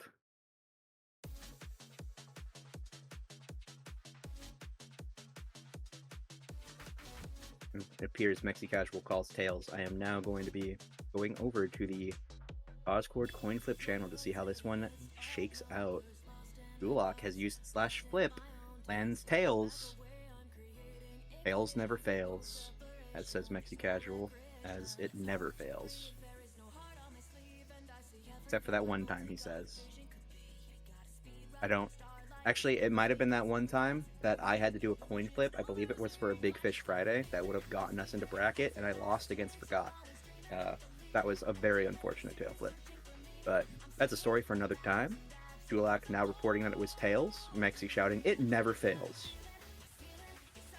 Tails never fails. They ban Oni Village. Mexi Casual saying, no, we will not go to Oni. And historically, Mexi, big disliker of Oni Village. Julock saying, thank you for the Oni ban. It appears Julock also is not a fan of Oni Village. And Mexi Casual coming back with the no problemo. Julock responding with the Auten Clarion Training Corp, or whatever it is, CTC map. We'll see how Mexi Casual responds, and either, yes, he's banned Night Market, we're going to Atlas Lab. Back to the lab again, .mp4. Back to the lab again. Most of our games have, in fact, been taking place on this lab. And we must deliberate what server we're going to be playing on. Mexi Casual responds, they are all east. We'll see what Julak responds with. Perhaps another all East, perhaps a Central. They're all East. We're going to the East Coast, baby. Ohio, Virginia, we are on our way. Nice response, Mexi Casual, as we are getting ready to get into this game. Players are, in fact, showing up. We're just waiting on one to get into here. Who said Lego Mage 16? Lego Mage That's not 16. Cool. What? No. What? Lego Mage 15. No. How dare you? Why is my name 5 times 3 in parentheses? What? What? I just crazy. looked at the stream. What are they? I'm getting trolled. Lego Mage 5 times 3. Actually, that goes hard. Not incorrect. I guess. I suppose. All right. Looks like we're going to be looking at a team of Not Norm Justice, Julak 21, and Tactile Pig on the side of Sparkling Kittens against the team that we're already familiar with, Mexi Casual, Spectral, and Call Me Hasu for the bad matchups. As we are now getting into this US East North Virginia game mode type normal map Atlas Lab game. Let's go. Excited to see how this one shakes out. Well, if it's anything like our other Atlas map lab games, it'll probably just be a sweep, but hopefully Mexi and Julak will be able to put on a little bit more of a show here, as it is in fact Not Norm Justice on the goalie role here. Julak taking the unconventional forward position as the captain, hovering a Rasmus pick here as well. Yeah, fun little fact about this Julak team. Among the other fun facts I already shared, Julak, a Vice main, previous one trick, was handed off the team filled with Vice one tricks. Tactile Pig and I believe Not Norm Justice, both Vice players, who both loaded in on Vice. But it appears that Tactile Pig won that fight and is going to be picking the Vice, as Not Norm Justice is going to be put onto the Adubu, it would appear. Julak locking in the Asher. Atlas coming out, probably Mexi Casual. Juno, as we're aware, from Asu. And then an X coming out from Spectra. All right, really been liking that X on this Atlas Lab. We'll see how this one plays out. Excited to see what the awakenings are. Who is going to be getting a little bit of a buff. And it's Quick Strike, Stagger, Swagger, Start. All right. Already looking pretty good for the side of bad matchups, as Quick Strike, historically good on X, Quick Strike, historically good on Juno.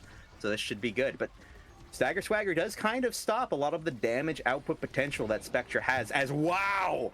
Spectra going down already from the Vice secondary, just slammed right into the wall as Mexi Casual loses both barriers early. Julak pushing in on that Asher, trying to find a goal now as the offensive push is started, but Call Me Hasu fighting hard, trying to get that other barrier, but Not Norm Justice holding in as, oh my goodness, this Vice Tactile Pig is going crazy, takes out another member, Hasu, the Juno, with the ult, as they're just having trouble getting it out of their own side of the field. Julak now on the Asher, pushing it into the goal through Mexi, who does not have a strike or abilities up. Good point from the side of Sparkling Kittens. Tactile Pig already with 2 names on that list. As we get into this next set, Spectra going to just try and win the kickoff into the Vice primary, but not finding it as barrier goes down. Mexi Casual losing to this Julak character who takes both barriers in quick, rapid suggestion. Tactile Pig trying to push out, wins the fight against the core flip. Mexi Casual pushing and taking a barrier from the side of Sparkling Kittens, but that Atlas Lab Black Hole going to push it back onto their side. Julak now with possession, loses it to the Atlas primary. Tactile Pig running up the ult, getting the Juno really low. Roll goes wide, loses barrier for it. Spectra with the ult out, now level 2, trying to find it. Julak almost hitting that core flip. Juno secondary comes out, and it's going to be saved by Mexi Casual, who gets there just in time, but 2 core flips against 1 Atlas. We all know how this ends. Puck in the goal. And Tactile Pig still with a core flip up going into this 3rd round. Not Norm Justice about to have theirs up pretty shortly as well.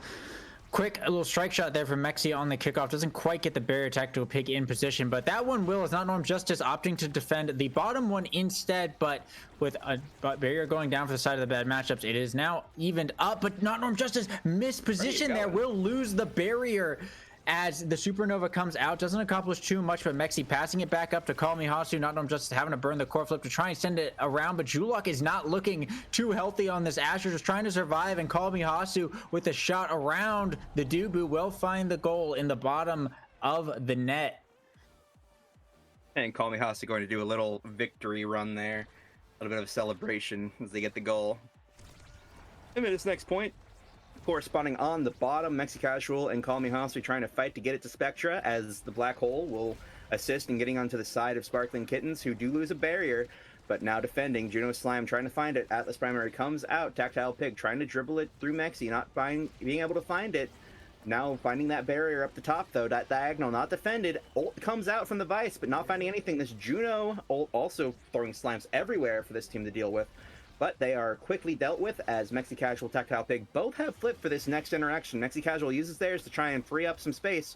Almost gets the barrier for it, but the angle was just a little off as Tactile Pig ends up winning that barrier for their team, as Julak is now fighting for their life in the top to get the goal, but not finding it. Tactile Pig does have that core flip as Mexi Casual uses the strike shot, try and find something up to the corner and straight through for this 3-1 for Sparkling Kittens. Tactile Pig, Julak, Norm Justice doing their best against the bad matchups. As we get into this draft, Julak is the set MVP. Yeah, and going into this draft, Rapid Fire is on the board, something a lot of people like, but also Twin Drive, notably very strong on Atlas. Julak picking first, gonna opt for the 1-2 punch. Rapid Fire actually going over to Mexi here.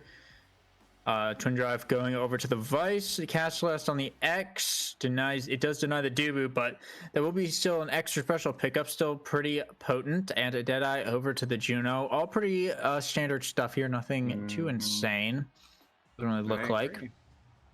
Yeah, no, everyone's just getting stuff that they like. I'd say that this X is probably the most enabled now from this Castellas Quick Strikes pickup, but we'll see how that shakes out in the actual real game, not on paper, as Tactile Pig is being taken down after running that ult. Now they don't have much left to do as they're fighting against this Mexi Casual, who has defended these barriers with his life, taking lots of damage for it, but his ult goes down as he picks up a lot of HP. Julak looking now unhealthy as Tactile Pig finds that bottom barrier with a nice strike down. Both Julak and Tactile Pig looking damaged. The Spectre taking a little damage from the Atlas Lab Gravity Well, as Julak is now going to strike where both Call Me Hasu and Mexi Casual for the goal. Well played from Julak 21.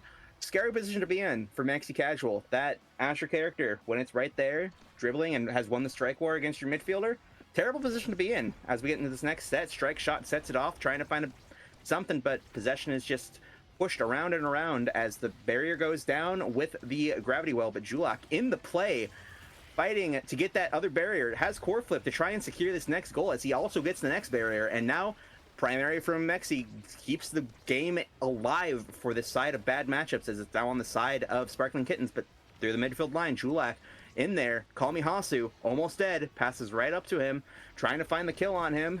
Vice Secondary comes out, but the Atlas ult is there to save the day. Now Tactile Pig with the core flip, going to try and find something with it, but this double goalie situation now that you've got with Call Me Hasu and Mexi Casual going to make it really hard for Tactile Pig and Julak to find the goal, but they're going to find it with the Vice Primary into the bottom top corner for Mexi Casual. Well played from the side of Sparkling Kittens. Yeah, well played indeed. Sparkling Kittens looking very strong here. A lot of scoring power. Regardless of anything else. I mean, they're just racking up these points now, but the X Maximus is going to come out, won't accomplish too much other than trying to Oki the goalie, but Julak brings down that second barrier off of a big play there, but now Mexi Casual trying to get it out, but can't get out of that corner. Julak just finds the shot right down toward the bottom. Nowhere really to clear there as Sparkling Kitties takes their second set. Yeah, this must be an exhausting game to play for Mexi. He has got to be everywhere. All at once as we get into this next draft. Asher, again, Julak heading the draft. What are they going to pick up? We don't know. Egoist, it appears, as Heavy Impact goes onto this Atlas. As far as I'm aware, that's not a great pick, but it's to deny the Vice, who is doing so much damage in this game, taking the Chrono Boost to stop this Juno from jumping around and denying the X, who historically has loved that. But Team Player picked up for the Juno. It's going to be a great pick. Prize Fighter for Spectra and Big Fish on the Dubu, making it even harder to get through this Dubu. We'll see how this shakes out for the teams as we get into this next set. Strike Shot going wide, not really finding anything, almost losing barrier, but they make it work as Spectre taking a lot of damage, but takes the barrier, doing good work as Homie Hasu is almost dead. Atlas ult comes out, restoring him, but he's out of evade, so their story could be cut short at any time now as the ball just finds its way through. Lots of strike wars, lots of abilities, getting it down into that corner against Not Norm Justice. Well played from the bad matchups. Yeah, now a bit of an energy advantage on the side of Sparkling Kitties as well as we get into another kickoff here. Mexi Casual going up top, but Julak able to send it back down to the bottom to claim a barrier here.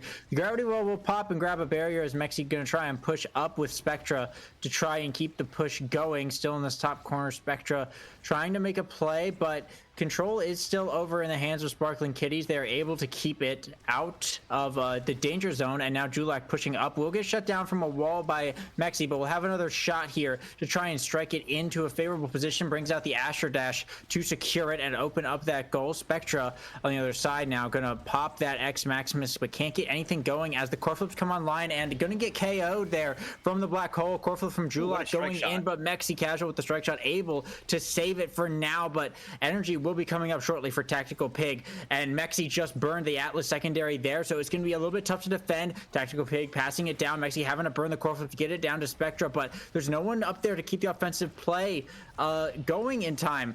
Mexi able to send it back through Tactical Pig, now passing up to Call Me Hasu, wins the strike war against Julak, but the soup will come out, and a pass down to Tactical Pig will find the shot here for Sparkling Kitties to keep their lead rolling.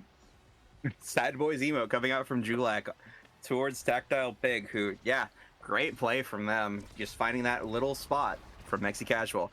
Now the play is wild going, and the barrier is taken on the side of Sparkling Kittens from bad matchups, as now Spectre's looking really low. Vice secondary coming out, staggered now.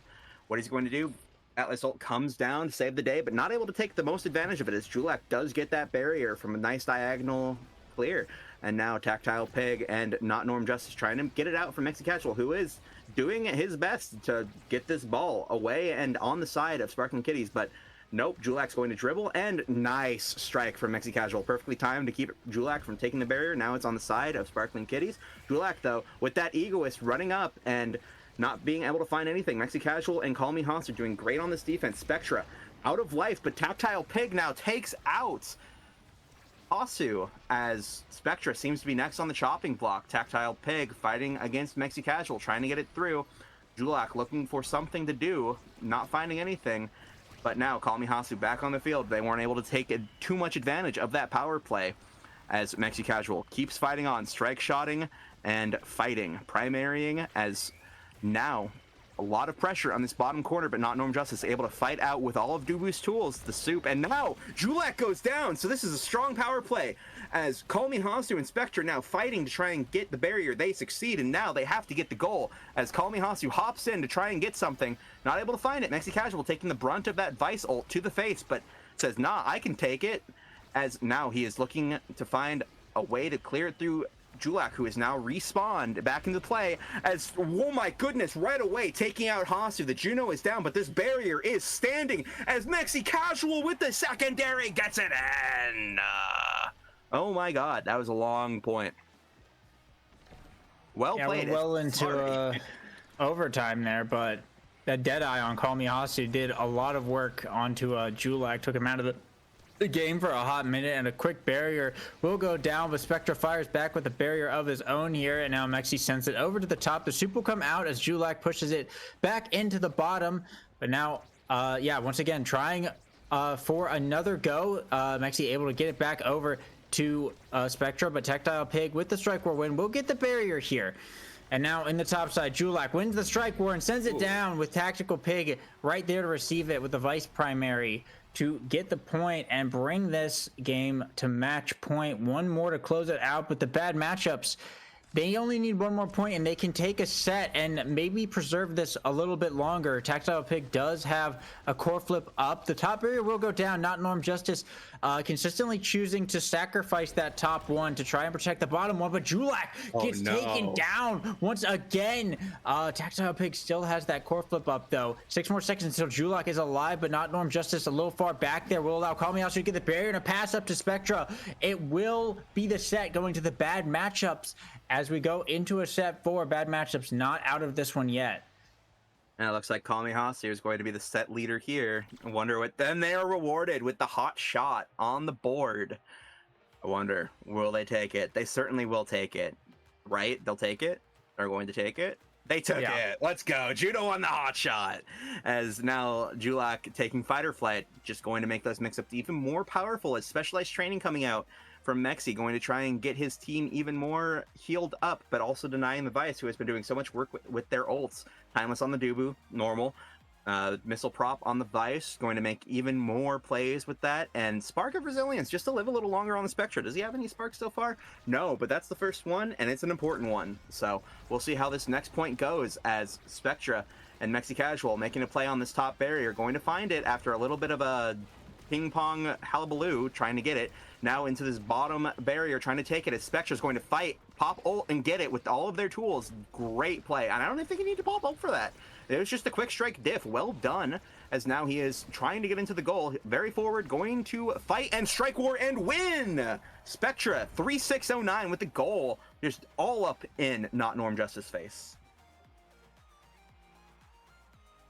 Yeah, bad matchups. Suddenly gaining a surge of momentum off of that set win here. Trying to bring it back, but one barrier will go down here. Mexi Casual, unfortunate pass there. Tactile Pig was able to cover that and grab the second barrier here. Now in the top side, Spectra having to fight the wall of soup here. Pops the X Maximus, trying to fight it through. The soup will go down, but the barrier still stands as now Julak versus Mexi up in the top side. Battle of Creations at Atlas Secondary and Astro both coming out. Julak passing down to Tactile Pig. Going into this bottom corner, but Homie Hasu able to get it out and up to Spectra to grab the barrier, but now Julak popping the ego, is pushing it up into the corner, goes for the burst, but hits just the air. Gonna have another try though, goes for the dribble, but can't get anything going as Spectra able to interrupt it and send it back into the top. And now Mexi Casual in the top corner, just trying to clear it out here.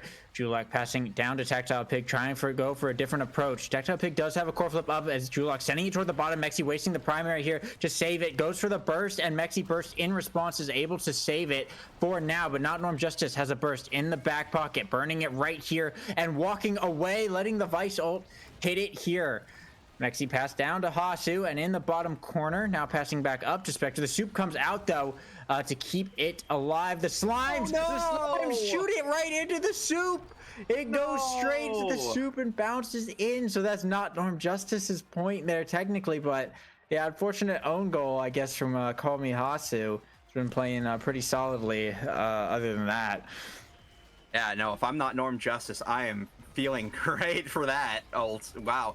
But now, as we get into this next point, bottom barrier, top barrier for Mexi Casual already down, as now another soup comes out, and both barriers now down for Mexi Casual, as he has to try and fight against this Tactile Pig and Julak in his goal. But Spectra says, no, it's my turn, but not quite, as, wow, Tactile Pig with the primary missile propulse right into the goal. Well played from the side of Sparkling Kitties, as now they are on set point. Mexi Casual and the bad matchups have to find something to work with here as they get the first barrier from Spectra's nice little dribble play, but now the ult is out and Spectra goes down from the Vice ults as now, but great slime from Call Me Hasu, both barriers down on the side of Sparkling Kitties. Good secondary from Mexi Casual, who now loses both barriers because of a core flip from Julak, who already is almost back at half energy, but now Spectra is back on the field. X Maximus popped as he's looking for something. A good Juno slime, trying to make things go faster, but not finding what they want, as Spectra has to get into position to try and find something.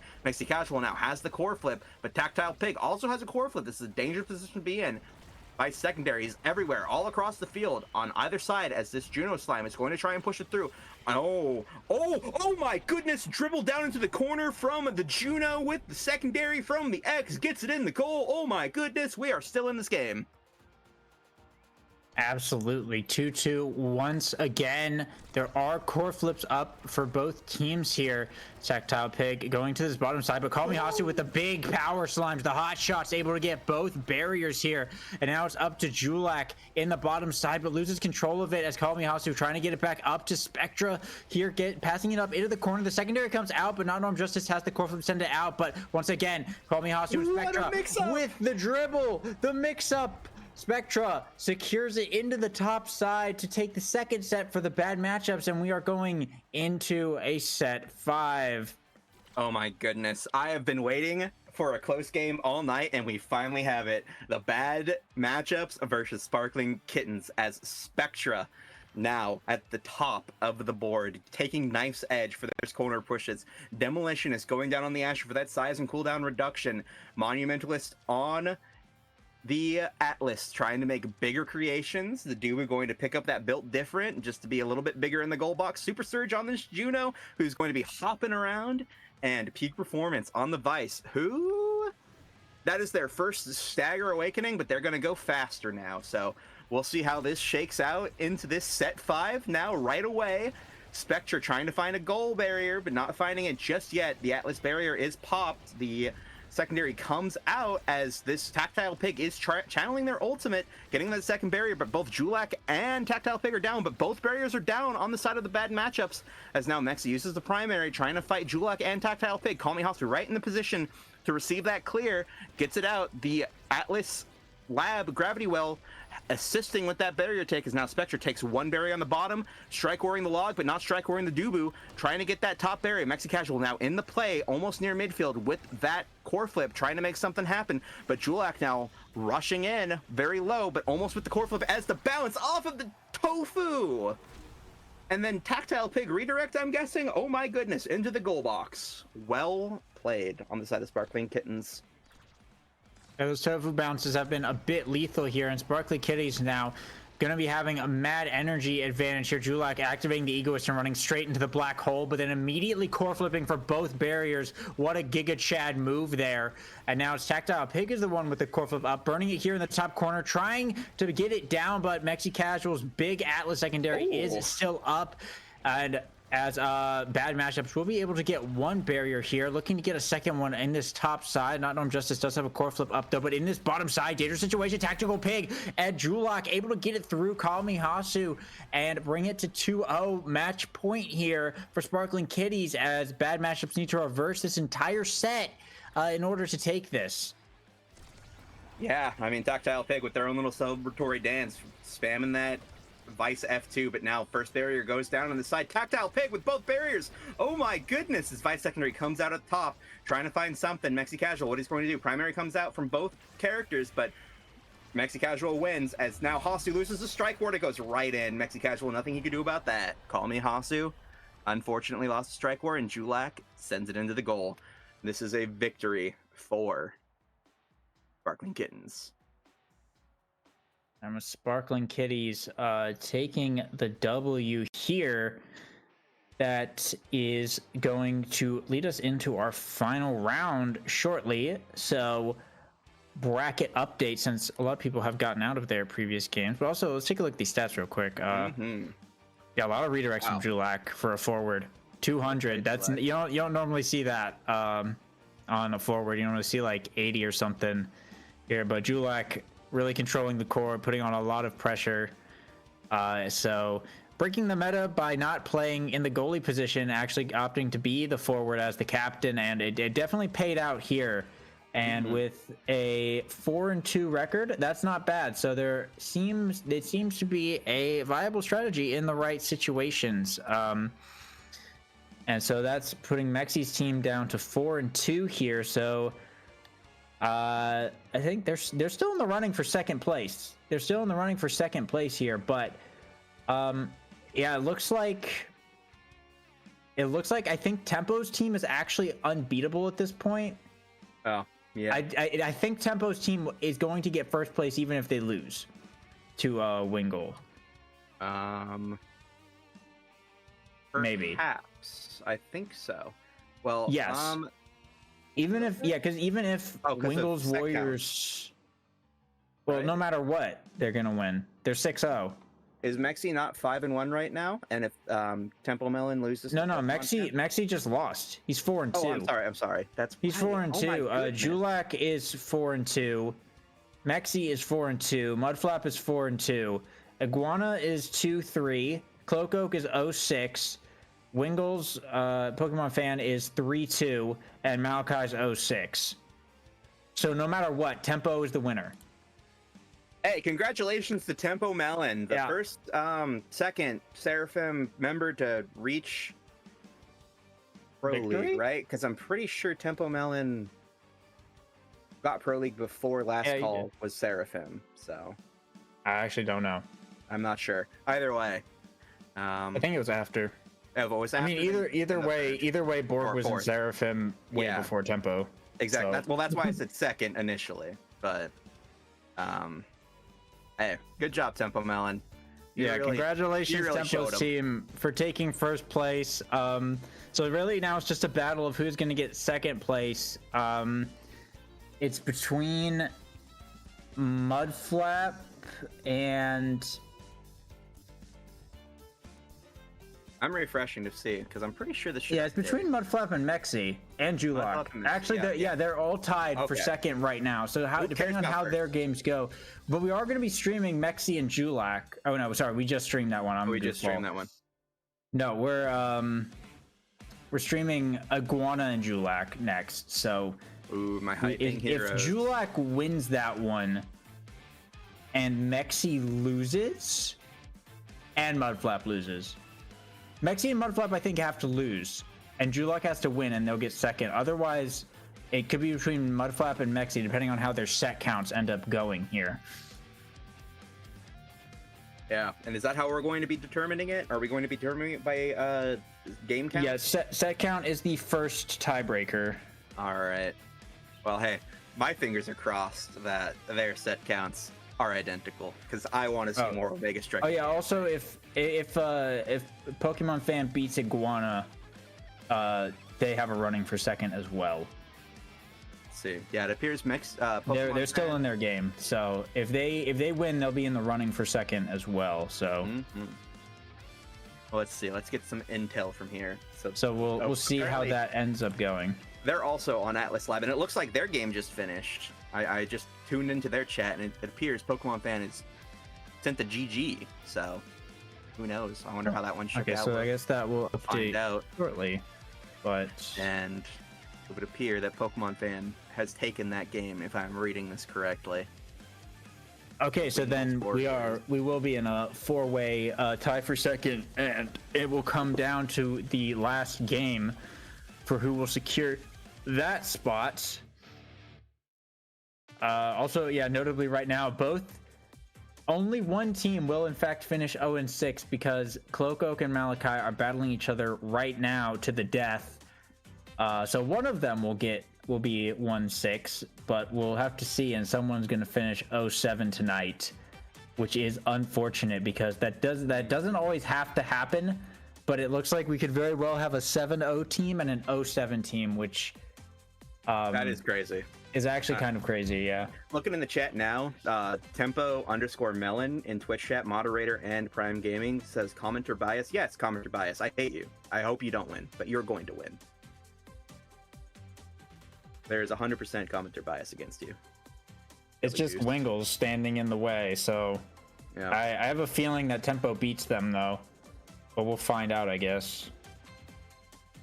Let me see. I honestly, I'll say it. Sure, it'll be exciting to see the hyping heroes versus Sparkling Kittens, but I want to see Cloakoak and Master X Malachi duke it out. I want to be a fly in the wall on that game. Yeah, unfortunately they started. Otherwise, I would just invade them. But Yeah, unfortunate. funny. But oh no, that would be great. But alas, the show must go on. We will watch hyping heroes versus Sparkling Kittens, and it will be fun. It will be great. I will get to see Soggy Iguana lick goals into the berry or lick pucks into the goal again. I cannot wait to watch my Westie bestie play again.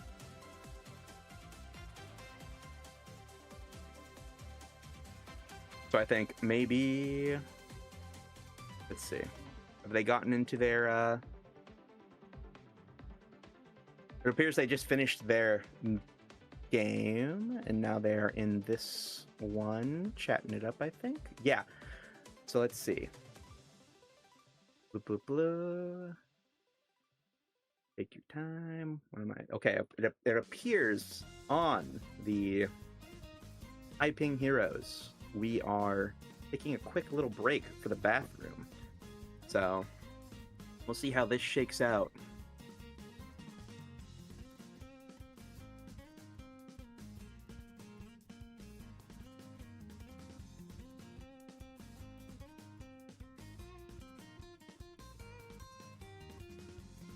Now I'm taking some communication from this ArtGG chat. Let's see. Max saying, do your bands while they're using the bathroom. Show must go on. Psykeen, moderator, says, Max, I need to pee. Max says, go pee and bring the mic. So I'll be right back with all of that for you. Lego Mage, take over, please. They have called heads.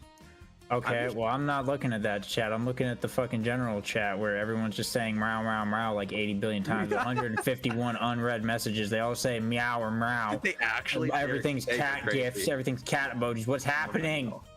I love it here. Meow, meow, meow, meow. Anyways, have fun entertaining everybody while I go use the bathroom. I will be right back. They just banned Oni, by the way, so no Good. Boney Village. BRB. Got some duct tape. I was showing this to Max earlier. All right, I'm unmuting myself. No more duct tape, Lego. But you hear that? No, the microphone does not pick it up. It's because I got a good mic. It's got good noise suppression, but It's so good it doesn't pick up the noise. Yep.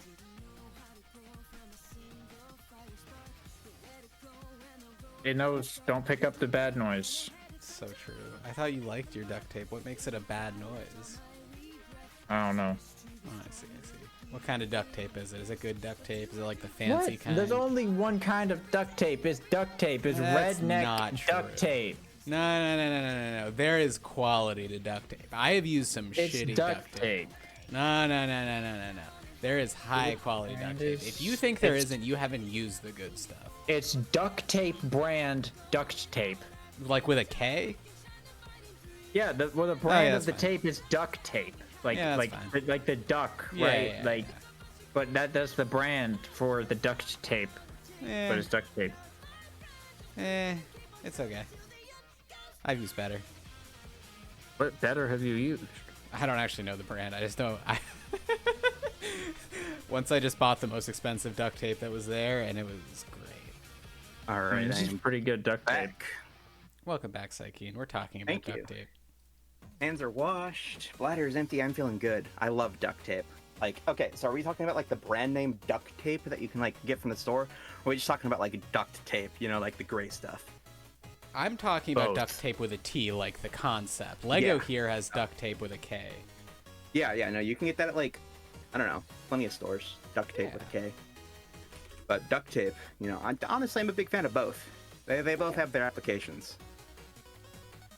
So, like, as a concept, what do you mean by that, Max? What do you mean by what do I mean?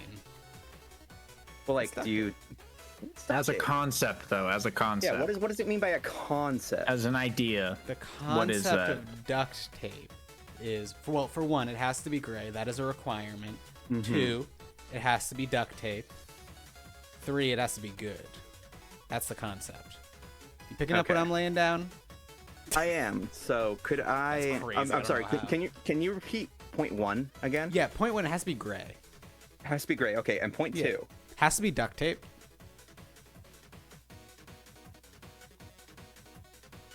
Yeah, that's a good point. You've lost me. Okay, so it has to be duct tape. Does that make sense? So the concept of duct tape requires for it to be duct tape. Well, that's just point 2. Point 1 is it has to be gray. Point 2 is it has to be duct tape. Then point 3 is it has to be good. Yeah, okay, but like, so what is duct tape to you? Well, I just explained it. What is duct tape to you, Psykeen? What the is so thing. wrong with No, my no. definition? What is your definition of duct tape? So what is improper about your definition is that yes, it could be gray, okay, and it has to be good. I have perfectly good tape that I could paint gray, but because it doesn't meet number Fuck that! two What of are you being doing called painting your duct tape? No, just wait, okay? But because it doesn't meet criteria of 2 of being duct tape, it's no longer in your concept of duct tape. So what does criteria 2 mean for me? Why is my tape not duct tape according to your criteria? Criteria Good, and point it's gray. 1. Sykeen's an idiot. Point no, 2. no, Ain't no, nobody no. putting paint on no tape. What are you doing with your life? Okay, fine. I buy gray tape. That is also good, but it's not duct tape. Then you just So bought what- like probably gray masking tape or something. No, It's masking not tape duct tape. sucks. Okay, exactly. There you go. Yeah, exactly. But like, I have gotten off-brand duct tape, not called duct tape. They have not called it duct tape. They call it frickin', I don't know, pipe Duct tape. tape. Duct tape is duct tape. There's a brand called duct tape. Yes, but, there is a brand called duct tape. It's but got, they like, make an duct angry duck. tape. They They do make make- duct tape. All right, our game's It's a ready. kind of tape. I'm gonna turn this back over to you guys. Have fun with it. No. No. This is more important. This is way more important. No one cares. Tempo's team already won. Yeah, It's no, over. like- thanks, Second Tempo. place is just whoever lost last.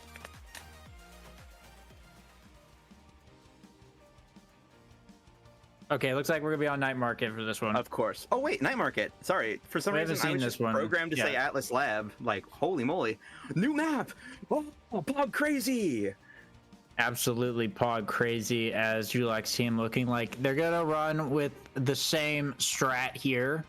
Asher, Vice, and Dubu as the wonderful no bans come out. Mm-hmm. Yeah, could you It looks imagine like- Amy's map was in the rotation? Oh my! Oh, that'd be gosh. wild. I'd love it. But Julak hopping over onto the Kazan this game, it looks like. Maybe it could be a twin drive start or something. Famously in Seraphim lore, Julak abused Kazan in order to get his Omega rank. So thumbs up to that guy. Absolutely. Switch over to the Switching over to Asher. Asher. A little bit more of an honest character, not by much, but a little bit more. As now we've got Juno on the other side. That's probably Shafreak. Asher probably coming out from How Play game, and then Julak just going for the Kazan like a lamo, and Dubu from the Soggy Iguani.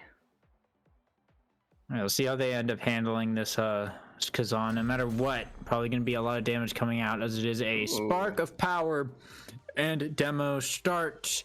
Demo for Iguana. How do I play? And not Norm Justice. Spark of Power on everyone else. Yeah, interesting to see how this one plays out. It's that the power core takes the first barrier in the first 5 seconds of the game. Now Soggy Iguana stunned, losing that barrier. As how do I play? Takes not Norm Justice's barrier from Sparkling Kittens. Now Shafreak trying to find the ball, not finding it, but Soggy Iguana just sitting on this puck, waiting for something to happen, looking for the best play. As now Tactile Pig not able to clear it, but not Norm Justice finding the clear as Soggy Iguana rolls in the pool into the goal. Very quick, very fast, very efficient. Julak BMing Soggy Iguana, walking on top of him, doing Julie Hart. Have I ever told you how much I hate it when people just walk up to you on the enemy team and Julie Hart you? It's the worst. Anyways, as we get into this next point, how do I play? Trying to get the barrier on the bottom, but not finding it. Now has the opportunity, gets the first one, not Norm Justice, clearing it before he can get the second one. Soggy Iguana now walking in. Path Splitter comes out to get the second barrier now. Both barriers go down. Is how do I play? The Asher Goat finding what they need. Soggy Iguana pushing it down into this little corridor, not finding anything. Is how do I play? Tries to find a goal, not finding it. Shafreak jumping in, trying to assist in the play. Tactile Pig looking awfully low. Nothing very tactile about that, but as they throw down to secondary, now trying to find something, dashes in, but not finding anything as Soggy Iguana clears it up the top, now has the core flip, trying to find something to happen, and the Juno Slime from Shafreak just going to send it in. High ping heroes are the goats. Let's go. They are, in fact, the heroes, but energy coming up for all sides. This round could change the game a little bit here, as on the top side, Julak looking to make a push. But Soggy1 able to hold down, burning the core flip right here to send it back over to not Norm Justice and Julak, though. But Shafreak will find the barrier, and a power play down to How Do I Play for the second barrier now, as there is still energy on the field to be burnt. But Tactile Pig in the bottom. The soup comes out. Tactile Pig stuck at the bottom, though. May have disconnected here. Okay. The So game according still to Coscord, going on. According to Coscord rules, I believe you play out the set. You just keep playing until they get yeah. Okay, so now I believe we will wait. If I am correct, feel free to correct me on that. I don't know. That is the rule. You play out the set and then you wait. So now I believe we will wait. Yeah. Okay. Yeah. I can go do some reconnaissance real quick if you would like. I don't care. Okay, I will go find out.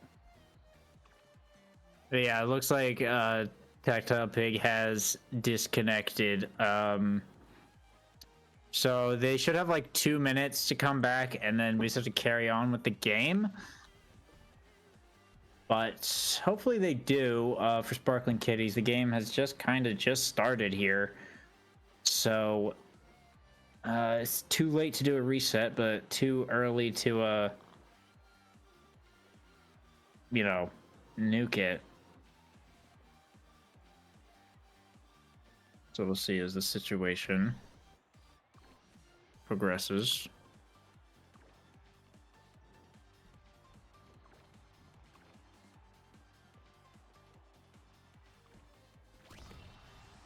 Oh, wait, looks like he's back.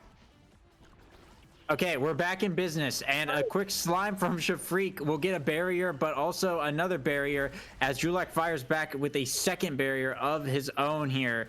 Soggy1 having to put on some mad defense. His core is moving pretty fast as Julak able to find the bottom off of a Kazan red core here. That overtime speed kicking in immediately, obviously. Disc, Julak. Taking abuse of that overtime. How dare you? But here we are into the next point as Soggy Iguana is going to try and clear it. Finds the clear. Tofu Core goes down, but the secondary for the Vice kills him! Oh my goodness. Now Shafreak in the goal box. Loses one barrier, loses two barriers. Shafreak, not a goalie, not born to do it, but will they succeed? Passing it up, trying to clear it through. Finds the through clear, and Soggy Iguana is back on the field, but gets Vice primaried right into the goal. Oh my goodness. What a way to end this point as we go into the first draft. Yeah, and Julak getting MVP, never a good thing when we're talking about Kazan. Luckily, nothing too insane on the board. There is the team player, but is the forward not going to be super useful? We'll see if they go for the deny. Looks like it's going to be sparking time for Julak. Does have the spark of power, so that's 2 sparks now for Julak, so that is pretty big. Tactile Pig also picking up a second spark as well.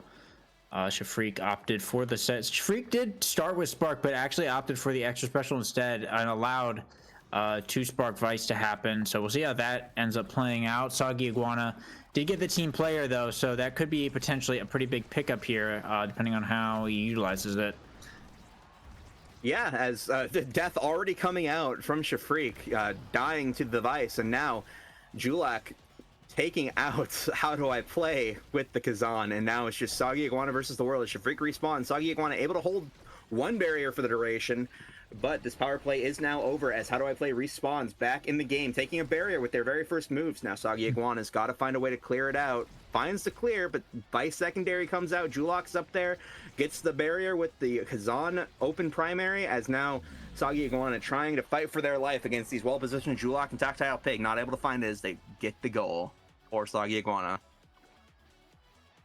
Poor Iguana goes to sleep. Iguana. He's sleepy in the bushes like the doo-boo-doo. Yeah, but now How Do I Play on the bottom side, getting it up to the top, able to secure 1 barrier. So looking to go for 2, brings out the path splitter, but the soup from Not Norm Justice will shut that down. The slimes come out, though, as How Do I Play. Stagger Bar looking very hurt here, trying to keep the pressure on, though, but over to Tactile Pig. Will secure 1 barrier here. Soggy Iguana with the roll to try and get it out, but Julak is able to get it through, and burning the core from here. Soggy Iguana will save it for now, but Julak dribbling up the field, getting it over to Tactile Pig, and with the strike war win, will find the second point. Oh my goodness gracious. What a play out of Sparkling Kittens. And wow, are they sparkling tonight, Lego Mage. My goodness. Now as we get into this next point, Shafreak with the primary, getting that barrier. Well played from them as, oh wow, how do I play? Almost gets the barrier, but Not Norm Justice able to clear it out. Soggy Iguana sitting on this core, waiting for the perfect opportunity as Not Norm Justice loses to air. Second barrier going down. Now open net on the side of Sparkling Kittens as the ult comes out from Tactile Pig, taking Shafreak down to half health. Making a perfect target for Julak to try and chip down and kill as almost getting taken off of the game. But no, they are still fighting. They are still in this. Juno Slimes are coming out as now they are dead to that Kazan. And now the power play begins as Soggy Iguana, who does have the core flip, shoots it out. But now it is going to be cleared back to midfield as now how do I play is trying to keep it in play away from their barriers. And now power play's over. Shafreak is back out. Respawned, and now the Slimes are back, but Julak and Tactile Pig now converging on this barrier, but Soggy Iguana is fighting, but roll goes wide. What the heck? And now he's dead. Sorry, it took a second for my mouth to process that as Julak says sorry. And Julie Hart's Soggy Iguana again. Somebody stop this Julak guy, as he is once again set MVP. Twin Drive on the board here and prime time. Julak just has his pick of the litter, really. Gonna go for the prime time here, as not a lot of answers gonna be for high ping heroes. Soggy Iguana will take the Stagger Swagger. Twin Drive over on the Vice. Big Fish on Asher. Dubu gonna pick up that Knife's Edge and Quick Strike on the Juno. High ping heroes is really gonna have to pull a miracle out to deal with this, especially now Julak has that prime time. And Tactile Pig has the Twin Drive as well. Going to be pretty oppressive here as a quick kick off down into the bottom side here. Shafreak, and how do I play? Pushing this bottom corner here. The Supernova comes out from Tactile Pig, but it ends up kind of going backwards. And one barrier will go down. Julak trying to get a barrier of his own, but Soggy Iguana able to get it back out for now. How do I play? Winning the strike war with the Asher primary will bring down a second barrier. Now Soggy Iguana trying to bring it up into the top. Julak trying to respond, but the Soup will come out to block that down. And Shafreak with the strike war to get the point for Hyping Heroes. Well played from this team of Hyping Heroes. Now still showing signs of life, still saying we're in it to win it. You know, they're doing what they can, stem the bleeding. They're going to try to come back. As now we get into this next point, Shafreak trying to win the kickoff as how do I play gets the double ding on the Asher. Well played. Just a strike as Shafreak goes down, but they still have one last gift of a slime as Soggy Iguana trying to clear it away from this Tactile Pig. Wins that interaction, but now the Tofu Fortress comes down from Not Norm Justice. The Soggy Iguana is going to have to fight against this 2v1. How do I play? Coming in, snatching the core away, trying to make life easier for Soggy Iguana. Shafreak is back in the game now. Respawn. Juno coming down, hops in to the play. Not Norm Justice going to have to fight against this offensive, but now Julak with the core flip going to try to find their way in. Soggy Iguana pops their core flip, trying to get it up to how do I play, but not any luck now. How do I play? Just a simple strike war straight through the Not Norm Justice secondary. Be danged, as they are up now 2 points in this set. Yeah, Hyping Heroes bringing this one back, but Sparkling Kitties has a lot of energy to work with now, and that's one barrier that they'll get here. Not Norm Justice losing strike war there to the slime is how do I play? Trying to send it back up, but they're able to get it out for now. But in this bottom side, Julak with the hook, with the strike board to pick up a second barrier here. This is an open goal. They're working with a Tactile Pig with the Supernova. Will pick up a KO. Absolutely huge. Soggy Iguana has to bring out the pumpkins to try and hold it down, but Tactile Pig in the bottom does have a core flip. How do I play? Gets it out for now. Gets it out once again. Tactile Pig holding on to this core flip for the perfect moment. Trying to get it down into this bottom corner. Soggy Iguana sends it right back, and Tactile Pig's core flip is blocked by Shafreak, but now Julak in the bottom with the hook. Burns the core flip. Finds right into the bottom of the goal to put Sparkling Kitties back on the board. What a shot out of Tactile Pig. Or, I'm sorry, Julak. Well played. My goodness. As we get into this next point now, how do I play? Pushing through, almost finds a barrier, but not quite, as Soggy Iguana clears it out, trying to find something, but loses a barrier as the Vice Secondary comes down in position to try and make something happen, but not quite, as the Juno Slime sends it backwards, unfortunately, but now it is still cleared. How do I play? Looking for this barrier. Tofu 4 comes down. They're going to try and fight it, but not able to find anything, as Shafreak, low on energy, low on health, could be coming up on the death counter for Julak, as Soggy Iguana clears it out. How do I play? Trying to get it through, but it's gotten through. The Tofu Fort sending it to a crazy straight up angle, but now back into this bottom lane, trying to find something as Soggy Iguana passes it down, almost stunned by that Vice secondary, but able to clear it out just in time as Julak and Tactile Pig refuse to stop their offensive. The hook, the crooked hook, getting it back into the play as Julak still passing it down, but Soggy Iguana finds the clear to how do I play as Julak almost sends it out into their own barrier, but not Norm Justice able to respond. Now it's back into the hands of Soggy Iguana, who's going to try and find a clear. Strike Horse, Tactile Pig, my goodness, what a fight, as now the Slime send it back to their side, now overtime, but Soggy Iguana hits the Night Market angle and takes their own barriers. Now this core is bouncing, and now Vice Secondary comes out. Good position if they're able to get it in there, but it appears that a Slime is going to be able to take it for Hyping Heroes. Now open goals on both sides as the Dubu Log sends it back, but not quite enough time as Soggy Iguana is ready for that Night Market angle, and oh no, the bounce right into the Night Market center thing, and it goes straight into the goal. You hate to see it. Or Iguana. An unfortunate soup there from Iguana, but Sparkling Kitties now on game point. Hyping Heroes do have a chance to bring it back here. Julak, though, with the core flip, burning it right now to get one barrier and still pushing this bottom, brings out the hook, sends it over the top, and Supernova comes out from Tactile Pig, allows Julak to just strike it in and grab that second barrier. Shafreak looking low. Julak finds the KO with the Kazan primary. And on Tactile Pig, sending it into the bottom. Julak goes for the hook, but Soggy Iguana able to hold for now. It's just how do I play up in the goal box, trying to make some kind of play on Not Norm Justice, but Julak goes back in this 2v3 to assist in that. As Soggy Iguana goes down, it's going to allow Julak to just push it right in as Sparkling Kitties take their last game of the night, putting them at 5-2. Someone stop this Julak guy. Spamming sorry? How dare you? This guy should have been banned for experienced players coming out from the general chat.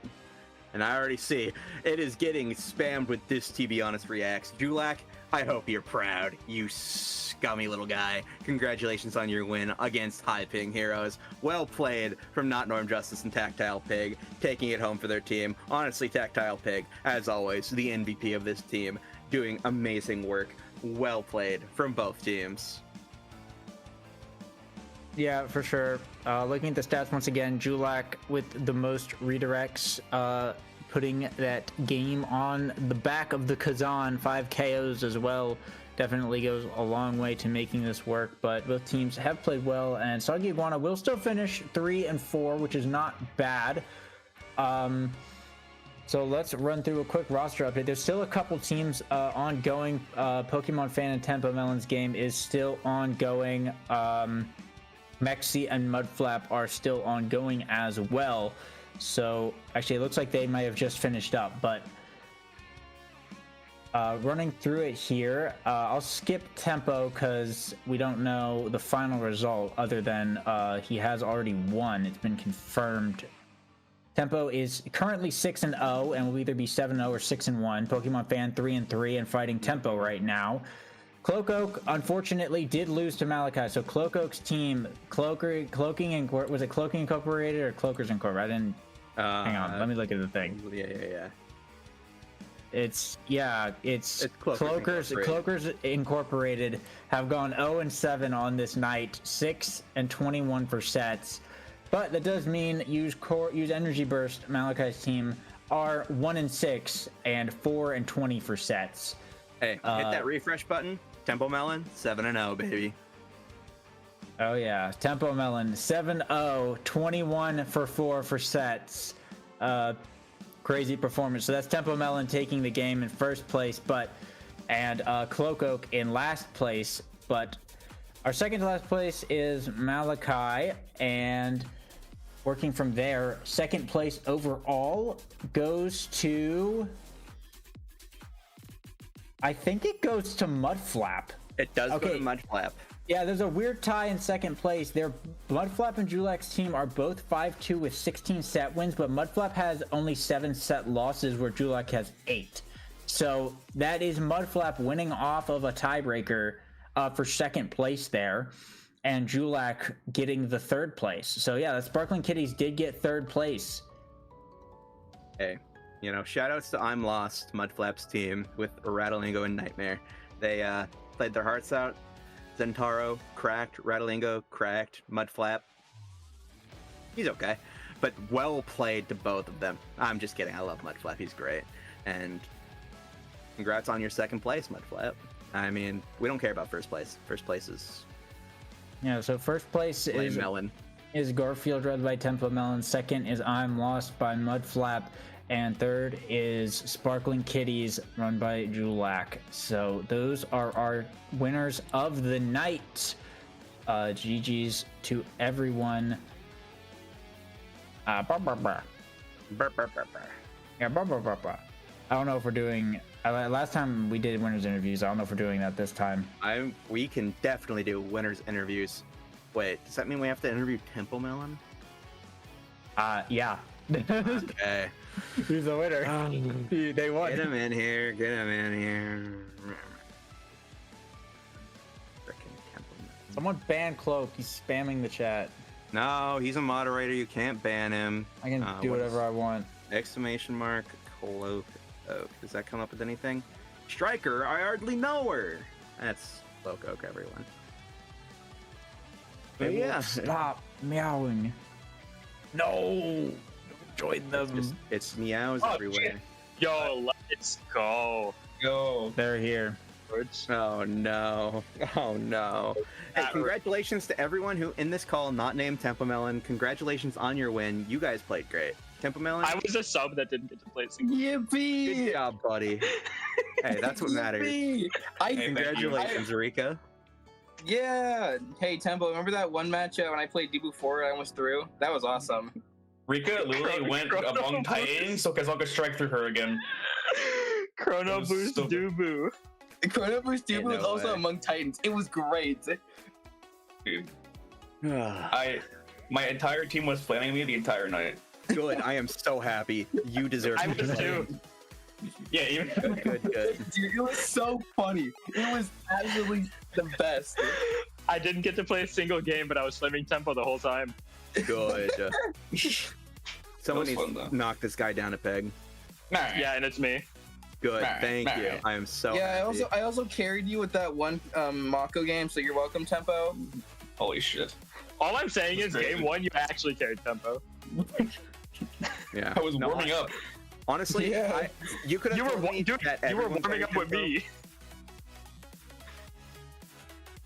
He did. I did carried me. Where I'm just no. like, we're just, you know, I just played. I haven't played in like, I don't know, a week. Yeah, no, my team had one night of scrims, and that was all the practice we did. Rika hasn't played in a week. It was fucking crazy. Hey, I'll say it as the X Games 1 champion. The reason why I'm casting tonight, that the same thing for my X Games team. We played one day before the tournament. We played like 5 out of 6 games on Inky Splash Zone and Quick Play, and Holy shit. yeah, we did the crown. entire thing. So double thumbs up from me. Yippee! Sometimes what you need is to warm up the fundamentals. I played Juliet, Dubu, and Mako. Oh yeah, also that one time when I played Octavia, but like I kind of just played with just autopilot the whole game. In 2 different Let's games, go. both my players got called Smurfs. Yeah, Kind of crazy.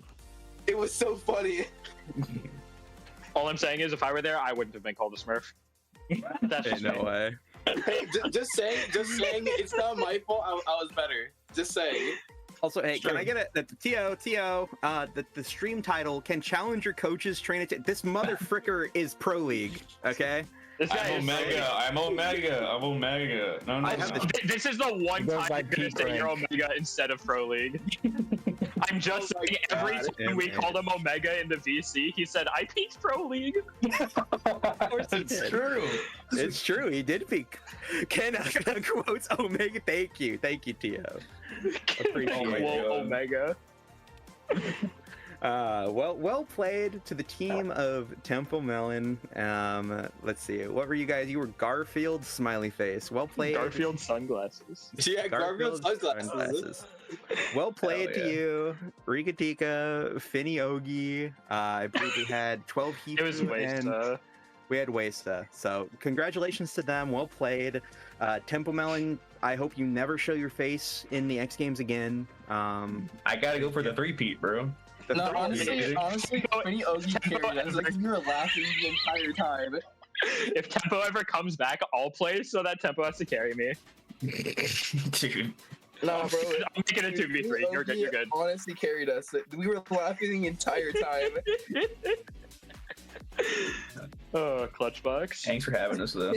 Wait, you won X Games too? I thought that was. Wait, that's I right. won- It was you I- and Mudflap and Maddie. Yeah, we played the finals game. We won that I hate you. because I didn't have to play X midfield that game. I actually played the game. I despise you and everything that you stand for, Tempo Melon. Love me or Okay, hate me, you Tempo. watched. I did. Love me or hate me. I did. No, don't say it like that. Oh no. Oh my god. Slash me brush his hair out of face. Oh. Okay, we gotta get her out of here. They even playing the fucking tournament. This is going bad. I was the sub. It counts. Yeah, you just let it. She was the sub and came to 2 a.m. again. This was my first tournament win. So what I'm do they so win for happy this? for you. What is their bounty? What do they take home? Oh well, that's the fun part. Is I was talking to Max earlier, and neither of us actually know. That's hype. There It's a is a surprise. prize listed somewhere, and we both forgot what it was and couldn't find it. So Can we get custom titles? I don't thoughts? think there's custom titles. No. But I'm pretty sure there are Sony emotes involved and Audi points involved. Ain't no way. I have all the Sony emotes except It's for an the 8. winner one. It's an 8. Well, you get that one now because this was an 18 tournament. It is available for us to get. So How I'm many pretty sure people that played is in X Games involved. one? Do I get Sony emotes even though I didn't play a single game? Yes. What So did you get it. do? I'll get it. Yep. All of you. Everyone on the team gets it. Hell yeah. That is how You hear that works. I'm Tempo? pretty sure I that's did carry involved. you. I want to say that there was like some small commission involved. I don't remember what it was, but I think but last X Games 1 had a $15 commission from me. I never so got you my guys, commission, by the way. well, because you never told me what you wanted, Goober. Okay, But I yeah, know what so I you want, by guys the way. can get like a logo or something commissioned Oh, from hell me. yeah. So Oh my god, I draw guess- Garfield glasses. That's it. That's all we need. Garfield there you sunglasses. go. Perfect. You can do it. You can do it at MS Paint. You get $15. Fucking hell. That's insane. Oh, yeah. Actually, I want to see the Lego Mage MS Paint art. It goes Thank hard. Trust. Meow. Garfield God. sunglasses. Why did they move Sophia into the High Pink Heroes chat? No way they kidnapped my subs. You want me to Oh. pull them into here? No, Don't worry, I'm she the doesn't want to sub. talk. I'm the fair sub. enough. That's true. Sounds That's good. it's true. I unironically would have played a game if any of the players weren't able to, but they just played the whole thing. I was Yeah, like, I thought Finio I gay. thought this was gonna go a lot later than it did. to be I was honest. like, Finio gay. I'll just sit here and be available. Dude, what do you mean you honestly carried us? You were making me laugh the fuck off, dude. Dude, I was sabotaging you It was like, it was so the funny, whole dude. time. You were telling me to stop. It was funny though, that's the thing. I probably have the 2 loudest teammates in the entire competition. Dude, You I'm might. a person who flamed Aesop. You literally joined me. Oh yeah, Rika's team. My bad. Good clip. Good clip. Unironically, though, I Alright, did get alright. too loud.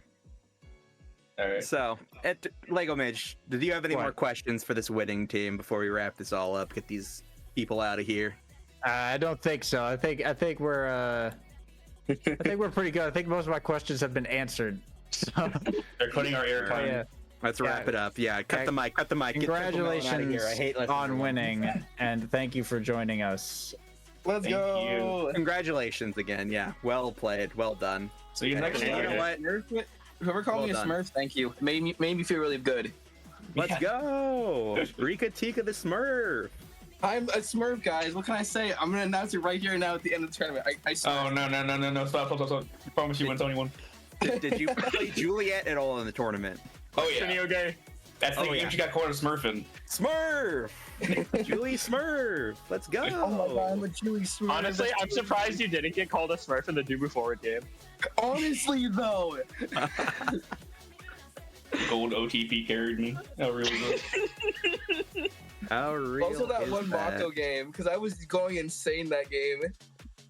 I just want to say, because Wesa isn't able to be in this call, Wesa's NATOs the entire tournament were so clutch.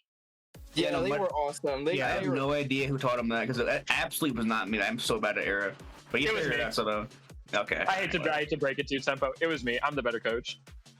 real. I believe it. Let's cut this stream now. All right. Well, All right. thank you everybody for tuning in to the Seraphim Omega Strikers X Games #3. Can quote unquote Omega coaches train a team of gold players? Thank you Or for Omega once again coaches. tuning in. And we hope that you have a wonderful weekend. Can't wait to see you again for X Games #4 and for our specialized training yeah. whenever that happens again. So, good night. Thank you for tuning in. Thank you for listening to me and Lego Mage yap. Had a great time. So, yeah. And thanks to all of our participants for playing. Once again, a shout out to Use Energy Burst, Sparkling Kittens, The Bad Matchups, I'm Lost, High Ping Heroes, Cloakers Inc., and Wingles Warriors for failing to take down Garfield with sunglasses. Thank you everybody for playing. Good night, GGs. everyone. Have a good night. Sony, salute. Video game. Cut it, Mike.